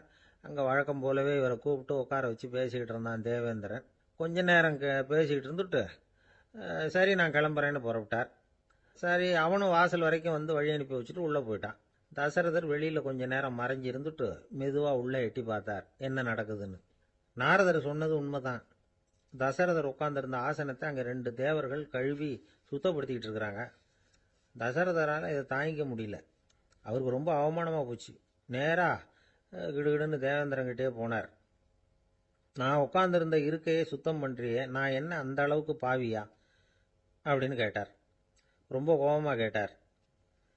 தசரதரே, மனுஷனுக்கு 3 கடன்கள் உண்டு. தேவ கடன், ரிஷி கடன், பித்ரு கடன். இதை தீர்க்காதவன் பாவியாகிறான். இதுல மகனை பெறுவதால் தான் பித்ரு கடன் தீரும். உனக்கு மகன் கிடையாது, அதனால நீ பாவி ஆகிற. பாவி உட்கார்ந்திருந்த இடம்ங்கிறதுனால அதை சுத்தம் செய்ய வேண்டியது எங்க கடமை அப்படின்னு நானா தேவேந்திரன். இந்த இடத்துல தசரதருக்கு ஏற்பட்ட அவமானம் ஒரு வைராக்கியமா மாறிச்சு. தேவேந்திரனே கேட்டுக்கோ, ஒரு மகனை பெற்ற பிறகுதான் இந்த சபையில மறுபடியும் அடி எடுத்து வைப்பேன் அப்படின்னு சொல்லிவிட்டு போயிட்டாராம். போய் புத்திர காமேஷ்டி யாகம் பண்ணார். புத்திரர்கள் பிறந்தார்கள். இந்த கதையில உள்ள கருத்து என்னன்னா, தேவேந்திரன் தசரதரை அப்படி அவமானப்படுத்தலைன்னா அவருக்கு இப்படி ஒரு வைராக்கியம் பிறந்திருக்குமா? யோசிச்சு பார்க்கணும். நமக்கு ஏற்படுகிற சில அவமானங்களையும் வைராக்கியமா மாத்திக்குவோம். அப்படி மாத்திக்கிட்டோம்னா வாழ்க்கையில முன்னேறலாம். நம்ம ஆளுங்க சில பேர் அவமானத்தை வைராக்கியமா மாத்திக்கிறது எப்படி தெரியுமா? நம்மகிட்ட ஒரு பையன் சொன்னான், எங்க அப்பா என்னை எல்லாருக்கும் முன்னாடி வச்சு திட்டிவிட்டார், பொறுப்பு இல்லாம ஊர் சுத்துறேன்னு சொல்லி அவமானப்படுத்தி விட்டார், இனிமே நீ என் முகத்திலேயே முழிக்காதரா போடான்னு வேற சொல்லிவிட்டார். எனக்கு ரோஷம் வந்துட்டுது. அந்த அவமானத்தை வைராக்கியமா மாத்திக்கிட்டேன். அன்னையிலேருந்து அவர் முகத்திலேயே முழிக்கிறது இல்லை அப்படின்னா. அப்படியான்னு கேட்டோம். ஆமாங்க, அவர் வீட்டில் இல்லாத நேரமாக பார்த்து உள்ள சமையல் கட்டுக்கு போய் சாப்பிட்டுட்டு நைஸாக வெளியில் வந்துடுவேன் அப்படிங்கிறான் அவன். என்ன சார் உங்கள் பையன் என்ன செஞ்சுக்கிட்டு இருக்கிறான் இப்போ அப்படின்னு கேட்டார் ஒருத்தர். அடிக்கடி கண்ணாடி முன்னாடி நின்று அழகு பார்த்துக்கிட்டு இருக்கிறான் சார் அப்படின்னாரு அப்பா. இளம் பருவம் இப்படி தான் இருக்கும், அதையெல்லாம் சாதாரணமாக நினச்சிடாதீங்க அப்படின்னாரு அவர். என்ன சார் சொல்கிறீங்க, கண்ணாடி முன்னாடி நின்றுக்கிட்டு நேரத்தை வீணாக்கிக்கிட்டு இருக்கான், அதை ஒரு பெரிய விஷயமா நான் நினைக்கணுமா அப்படின்னாரு இவர். இளம் பருவத்தில் இளைஞர்களுக்கும் சின்ன பொண்ணுங்களுக்கும் அடிக்கடி கண்ணாடியில் பார்க்கணும்னு தோணும். அது வெறுமனே அழகு பார்க்கறது மட்டும் இல்லை, அவங்க தங்களையே தேடி கண்டுபிடிக்கிற ஒரு முயற்சி அது. இது ஒரு மனோதத்துவ விளைவு. இது வரைக்கும் சின்ன பிள்ளையா இருந்துட்டோம், இனிமேல் நாமளும் மற்றவங்க மாதிரி மனிதர்கள் தான் அப்படிங்கிற உணர்வு அவங்களுக்கு வருது. தங்களோட முகம் எப்படி இருக்குது, அழகு எப்படி இருக்குது, உடம்பு நேரம் எப்படி இருக்குது, முடி எப்படி இருக்குது அப்படிங்கிறதையெல்லாம் கண்டுபிடிக்கிறாங்க. அதுக்கப்புறம் இன்னொரு ஆணோ பொண்ணோ தன்னை கவனிக்கணும் அப்படின்னு நினைக்கிறாங்க. இதெல்லாம் மனோதத்துவ உண்மைகள், இதெல்லாம் இயற்கை. இதை பார்த்துட்டு பெற்றவங்க பிள்ளைங்க கெட்டு போட்டாங்க அப்படின்னு நினைக்கக்கூடாது, அவங்கள திட்டிக்கிட்டே இருக்கக்கூடாது. இன்னைக்கு பல குடும்பங்களில் இதுதான் நடந்துகிட்டு இருக்குது. மனுஷ வாழ்க்கையிலேயே இப்படியும் இல்லாத அப்படியும் இல்லாத ஒரு பருவம் இளம் பருவம். 13லேருந்து 19 வயசுக்கு உட்பட்ட ஆண்கள் பெண்கள் இந்த வகையை சேர்ந்தவங்க, டீனேஜ் குரூப். இவங்கள சின்னவங்கன்னு நினைச்சிட முடியாது, பெரியவங்கன்னு நினைச்சிட முடியாது. இவங்க ரொம்ப சென்சிட்டிவ். சமூகம் நினைச்சா இவங்களை நல்லவங்களாகவும் ஆக்கலாம், கெட்டவங்களாகவும் ஆக்கலாம். கொஞ்சம் அக்கறை எடுத்துக்கிட்டா பெரிய பெரிய மேதைகளையும் விஞ்ஞானிகளையும் உருவாக்கலாம். ஆனால் நடக்கிறது என்ன தெரியுமா, அநேகமாக இவங்களை யாருமே சரியாக புரிஞ்சுக்கிறது இல்லை, இவங்களை சரியாக நடத்துறதும் இல்லை. இது வரைக்கும் நாம் சொல்கிறத கேட்டுக்கிட்டு இருந்தான், இப்பெல்லாம் அவன் இஷ்டத்துக்கு நடக்க ஆரம்பிச்சுட்டான் அப்படின்னு வருத்தப்படுற பெற்றோர்கள் அதிகம். இது வருத்தப்படுற விஷயம் இல்லை, சந்தோஷப்பட வேண்டிய விஷயம். உங்கள் புள்ள சொந்தமாக யோசிக்க ஆரம்பிக்கிறதும் நடந்துக்க ஆரம்பிக்கிறதும் ஒரு தப்பான விஷயமா? அவன் கடைசி வரைக்கும் உங்கள் பேச்சையே கேட்டுக்கிட்டு இருக்கணுங்கிறது என்ன நியாயம்? இன்னைக்கு இளைஞர்களை பெரியவங்க தப்பாக புரிஞ்சுக்கிட்டு தவறாக நடத்துறதுனால தான் அவங்களுக்கு வெறுப்பு, எரிச்சல், மனக்கசப்பு எல்லாம் உண்டாகுது. பெற்றவங்க சரியாக மதிக்கிறது இல்லை அப்படிங்கிற ஒரே காரணத்தினாலேயே வீணா போகிற பிள்ளைங்க இன்னைக்கு அதிகம். சரி, பெற்றவங்களுக்கு இன்னைக்கு என்னதான் புத்தி சொல்ல வர்றீங்க அப்படின்னு கேட்குறீங்களா? நாம எதையும் சொல்ல வரல, ஆனால் அது சம்பந்தமான சில நிபுணர்கள் சொல்லி இருக்கிறத உங்க காதில் போட்டு வைக்கலாம். அது என்னன்னா, பிள்ளைங்க கிட்ட அன்பு செலுத்துங்க. குழந்தையா இருந்தப்போ எவ்வளவு பாசமா இருந்தீங்க, வளர வளர அதை ஏன் குறைச்சிக்கிறீங்க? பெற்றவங்களின் அன்பான வார்த்தைகளுக்கு ஏங்குறவங்க தான் இன்றைய இளைஞர்கள். அவங்க எதை சொன்னாலும் அதை அக்கறையாக காது கொடுத்து கேளுங்க, அலட்சியப்படுத்தாதீங்க. அவங்க விரும்புறது உங்ககிட்ட இருந்து ஒரு மதிப்பு, மரியாதை, அங்கீகாரம், இவ்வளவுதான். அவங்க அவங்களாவே முடிவுகள் எடுக்கட்டும், அதுக்கு நீங்க உதவியா இருங்க, அது போதும். மற்றவங்க முன்னாடி, முக்கியமா அவங்க நண்பர்கள் முன்னாடி அவங்கள பத்தி மட்டமா பேசாதீங்க. அவங்க கிட்ட பொய் சொல்லக்கூடாது. நீங்க சொன்னது பொய்ன்னு தெரிஞ்சு போச்சுன்னா உங்க பேர்ல அவங்களுக்கு இருக்கிற மதிப்பு போயிடும், நம்பிக்கை போயிடும். அவங்களுக்கு முன்னாடி நீங்க சண்டை போடக்கூடாது. உங்க பிள்ளைய எப்பவும் இன்னொரு பிள்ளையோட ஒப்பிட்டு பேசுற வேலையே வேணாம். கூட பிறந்த மற்றவங்களோட கூட ஒப்பிடக்கூடாது. இப்படி செஞ்சா அவன் உங்ககிட்டயும் பிரியமா இருக்க மாட்டான், அவங்ககிட்டயும் பிரியமா இருக்க மாட்டான். புள்ள எங்க போறான், என்ன பண்றான் அப்படின்னுலாம் துப்பறிஞ்சிக்கிட்டு இருக்கக்கூடாது. இளைஞர்கள் தனிமையை விரும்புறவங்க. அவங்கள பொட்டியில வச்சு மூடி பாதுகாக்கணும்னு நினைக்கக்கூடாது. அவங்கள எப்படி பாதுகாக்கிறது அப்படிங்கிறது அவங்களுக்கே தெரியும். உங்க புள்ள எப்படி நடந்துக்கணும்னு நீங்க எதிர்பார்க்குறீங்களோ அது மாதிரி நீங்க நடந்து காட்டுங்க, அது போதும். ஒரு வீட்டில் அப்பாவும் அம்மாவும் பேசிக்கிட்டு இருக்கிறாங்க. என்னங்க, நம்ம பொண்ணு பெரியவளாயிட்டா, அடிக்கடி கண்ணாடி முன்னாடி போய் நின்றுகிட்டு இருக்கிறா, சீக்கிரமா ஒரு பையனை பார்த்து கல்யாணத்தை முடிக்காம இப்படி மசன்னு கல்லு மாதிரி உட்காந்துருக்குறீங்களே அப்படின்னு சத்தம் போட்டாங்க அந்த அம்மா. அவசரப்படாத, பார்க்கறதுக்கு கண்ணுக்கு அழகா லட்சணமா புத்திசாலியா ஒரு பையன் கிடைக்க வேணாமா, அதுதான் பார்த்துக்கிட்டு இருக்கிறேன் அப்படின்னாரு அப்பா. இதுக்கு அந்த அம்மா சொல்றாங்க, எங்க அப்பா இப்படியெல்லாம் நினைச்சுக்கிட்டு இருந்திருந்தா எனக்கு கல்யாணமே ஆயிருக்காது தெரியுமா அப்படின்னாங்களாம். ஒரு ஊர்ல ஒரு ஞானி இருக்கிறார், ரொம்ப பெரிய ஞானி, ரொம்ப வயசாயிட்டுது. கடைசி காலத்தில் அவர்கிட்ட சில பேர் வந்தாங்க. உங்க குரு யார் அப்படின்னு கேட்டாங்க. அவர் நிமிர்ந்து பார்த்தார். எனக்கு ஆயிரக்கணக்கான குருமார்கள் உண்டு, அவங்க பேரெல்லாம் சொல்லணும்னா இந்த காலம் பத்தாது. ஆனால் முக்கியமான ஒரு 3 பேரை பற்றி மட்டும் உங்களுக்கு சொல்கிறேன் அப்படின்னாராம். அப்புறம் சொன்னார், அந்த 3 பேரில் ஒருத்தன் ஒரு திருடன். ஒரு சமயம் ஒரு பாலைவனம் வழியாக நான் போய்கிட்டு இருந்தேன். அப்போது வழி தவறி போய் ஒரு கிராமத்துக்கு போயிட்டேன். அது இருட்டு நேரம், நடுராத்திரி, ஊரே உறங்கி போச்சு. அந்த நேரத்தில் ஒரு ஆள் மட்டும் ஒரு வீட்டு சுவத்தில் ஏதோ பண்ணி உள்ளே நுழையிறதுக்கு முயற்சி பண்ணிகிட்டு இருக்கிறான். அவங்கிட்ட போய் நான் இன்னைக்கு இங்கே எங்கே தங்க முடியும் அப்படின்னு கேட்டேன். அதுக்கு அவன், இந்த ராத்திரி வேளையில் அது ரொம்ப சிரமம், ஒரு திருடனோட உங்களால் தங்க முடியும்னா நீங்கள் என்னோட தங்கலாம் அப்படின்னா. நான் அவங்க கூட 1 மாதம் தங்கியிருந்தேன். ஒவ்வொரு நாள் ராத்திரியும் இப்போ நான் என்னுடைய வேலைக்கு போகிறேன், நீங்கள் ஓய்வு எடுத்துக்கோங்க அப்படின்னு சொல்லிவிட்டு போவான். அவன் திரும்பி வந்த உடனே உனக்கு ஏதாவது கிடைச்சிதான்னு நான் கேட்பேன். அதுக்கு அவன், இன்னைக்கு ராத்திரி ஒன்றும் இல்லை, நாளைக்கு மறுபடியும் முயற்சி பண்ணுவேன் அப்படின்பா. எப்பவும் அவன் நம்பிக்கை இழந்ததே கிடையாது, எப்பவும் சந்தோஷமாகவே இருப்பான். நானும் ரொம்ப காலமாக தியானம் பண்ணிக்கிட்டே இருந்தேன், ஒன்றுமே நடக்கலை. ஆனால் நான் என்ன பண்ணேன் தெரியுமா, மனசு வருத்தப்படும், நம்பிக்கை இழந்துருவேன். அப்போல்லாம் அந்த திருடனுடைய விடாமுயற்சி தான் ஞாபகத்துக்கு வரும். அதனால் அந்த திருடன் எனக்கு ஒரு குரு. என்னுடைய 2வது குரு யாருன்னா அது ஒரு நாய். இது எப்படின்னா, ஒரு சமயம் எனக்கு ரொம்ப தாகமாக இருந்தது. ஒரு நதியை நோக்கி போய்கிட்டு இருந்தேன். அப்போ ஒரு நாயும் வந்தது. அதுக்கும் தாகம். ஓடி வந்து ஆற்றை பார்த்தது. அதோட நிழல் வந்து ஆற்றுல தெரிஞ்சுது. அதை பார்த்ததும் பயந்துட்டுது. அதாவது அது தன்னுடைய சொந்த உருவத்தையே கண்டு பயந்தது. அதை பார்த்து குறைக்குது, திரும்பி ஓடிச்சு. ஆனால் அதுக்கு தாகம் அதிகமாக இருந்ததுனால அது மறுபடியும் திரும்பி வந்தது. பார்த்தா மறுபடியும் தண்ணியில் நாயோட உருவம் தெரியுது. இப்படி சில தடவை பண்ணிச்சு. இருந்தாலும் கடைசியில் தண்ணியில் குதிச்சுட்டுது துணிஞ்சி. இப்படி குதித்த உடனே அதோட உருவமும் மறைஞ்சுட்டுது. இதை பார்த்தேன். நான் என்ன புரிஞ்சுக்கிட்டேன்னா, எவ்வளவுதான் பயம் இருந்தால் கூட ஒருத்தன் தைரியமாக காரியத்தில் இறங்கணும் அப்படிங்கிறத புரிஞ்சுக்கிட்டேன். இந்த போதனை அந்த நாய்கிட்ட இருந்து எனக்கு கிடைச்சிது. இது ஒன்று. அடுத்தது என்னுடைய 3வது குரு யாருன்னா அது ஒரு சின்ன குழந்தை. நான் ஒரு சமயம் ஒரு நகரத்துக்கு போனேன். அங்கே ஒரு குழந்தை எரிகிற மெழுகுவத்தி ஒன்று எடுத்துக்கிட்டு வந்தது. நான் அந்த குழந்தைய பார்த்து வேடிக்கையாக கேட்டேன், ஏன் பாப்பா, இந்த மெழுகுவத்தியை நீயாவே கொளுத்துனியா அப்படின்னு கேட்டேன். ஆமான்னுது அந்த குழந்தை. சரி, இந்த மெழுகுவத்தி முன்னாடி எரியாமல் இருந்தது, இப்போ எரியுது. இந்த மெழுகுவத்திக்கு வெளிச்சம் எங்கேருந்து வந்தது, அதை எனக்கு காட்ட முடியுமா அப்படின்னு கேட்டேன் அந்த குழந்தைகிட்ட. இதுக்கு அந்த குழந்தை சிரிச்சுக்கிட்டு அந்த மெழுகுவத்தியை ஊதி அணைச்சுட்டுது. அதுக்கப்புறம் என்னை பார்த்து கேட்டுது, இப்போ இந்த மெழுகுவத்தியின் வெளிச்சம் போனதை பார்த்தீங்க இல்லையா, அது எங்கே போச்சுன்னு எனக்கு சொல்லுங்க அப்படின்னுது. அந்த குழந்தை இப்படி கேட்டதும் என்கிட்ட இருந்த ஆணவம் அழிஞ்சுட்டுது. நான் படித்ததெல்லாம் அந்த வினாடியில் சுக்கு நூறாக போயிட்டுது. என்னுடைய முட்டாள்தனத்தை நான் உணர்ந்தேன் அப்படின்னு இவ்வளவும் அந்த ஞானி விவரமாக சொன்னாராம். அதனால் நாம் இன்னார்கிட்டே இருந்து தான் இதை கற்றுக்கணுங்கிறது இல்லை, யாருக்கிட்டே இருந்தும் எதையும் கற்றுக்கலாம். நம்மால் ஒருத்தன் ஒரு நாய் வளர்த்துக்கிட்டு இருந்தான். அந்த நாய்க்கு வால் கிடையாது. யாரோ ஏற்கனவே வெட்டி எடுத்துட்டாங்க. இந்த நாய் தான் சார் எனக்கு குரு, அதுகிட்டே இருந்து கூட நான் பாடம் கற்றுக்கிட்டு இருக்கிறேன் அப்படின்னா. அப்படி என்ன கற்றுக்கிட்டேன் இந்த வால் இல்லாத நாய்கிட்டே இருந்து அப்படின்னு கேட்டோம். நாம் யாருக்கிட்டையும் வாலாட்டக்கூடாது அப்படிங்கிற பாடத்தை அதுகிட்டே இருந்து தான் நான் கற்றுக்கிட்டேன் அப்படின்னா. ஒரு ஊரில் ஒருத்தர் இருந்தார், ரொம்ப நல்லவர்.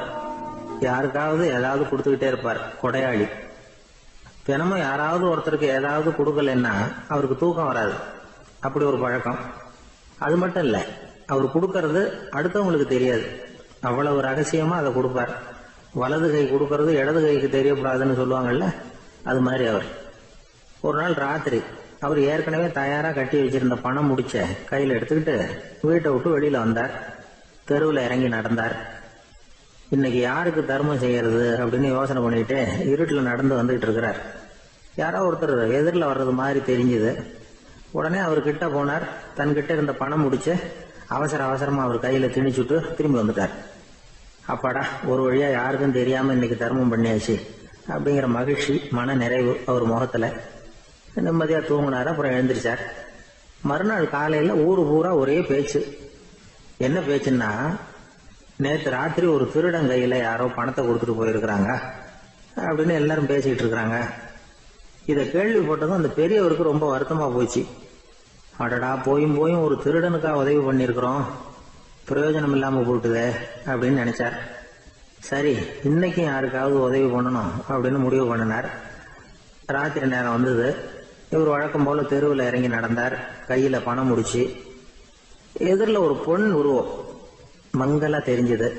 இவர் உடனே அந்த பெண் கிட்ட பணத்தை கொடுத்துட்டு திருப்தியா திரும்பி வந்துட்டார்.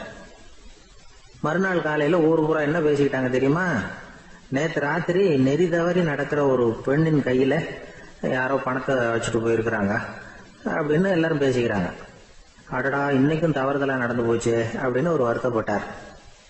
இருக்கட்டும், இன்னைக்கும் ஏதாவது தர்மம் பண்ணுவோம் அப்படின்னு நினைச்சுக்கிட்டாரு. 3வது நாள் ராத்திரியும் புறப்பட்டார். இப்பவும் எதிரில் ஒருத்தர் வந்தார். இவர் பணத்தை கொடுத்தார், திரும்பி வந்துட்டார். மறுநாள் மக்கள் என்ன பேசிக்கிட்டாங்கன்னா, நேற்று ராத்திரி ஒரு செல்வந்தர் கையில யாரோ பணத்தை கொடுத்துட்டு போயிருக்கிறாங்க அப்படின்னு பேசிக்கிட்டாங்களாம். அவருக்கு ரொம்ப வருத்தமா போட்டுது. என்ன இது, கனவு இப்படி ஆகிட்டு இருக்குதே அப்படின்னு நினைச்சுக்கிட்டே படுத்து தூங்கினார். அன்னைக்கு ராத்திரி ஒரு கனவு. அந்த கனவுல இறைவன் வந்து சொன்னாராம், இத பாருப்பா, நீ கொடுத்த தர்மம் வீணா போயிடல. உன்கிட்ட பணம் வாங்கின அந்த திருடன் திருந்திட்டான், அந்த பொண்ணும் திருந்திட்டா, அந்த செல்வந்தனும் கொடையாளி ஆயிட்டான், எல்லாருக்கும் உதவி பண்ண ஆரம்பிச்சுட்டான் அப்படின்னு சொன்னாராம். இந்த கதையை சொன்னவர் யாருன்னா நபிகள் நாயகம். இதுல உள்ள கருத்து என்னன்னா, நல்ல மனசோட தர்மம் பண்ணுனா அது வீணா போறதில்லை. இன்னொரு கருத்து, தர்மம் வந்து தன்னை மட்டுமல்ல அடுத்தவங்களையும் தீமையிலிருந்து காப்பாற்றும். இதுதான் நாம புரிஞ்சுக்க வேண்டியது. இந்த காலத்திலயும் இது மாதிரி சில சம்பவங்கள் நடக்கிறது உண்டு.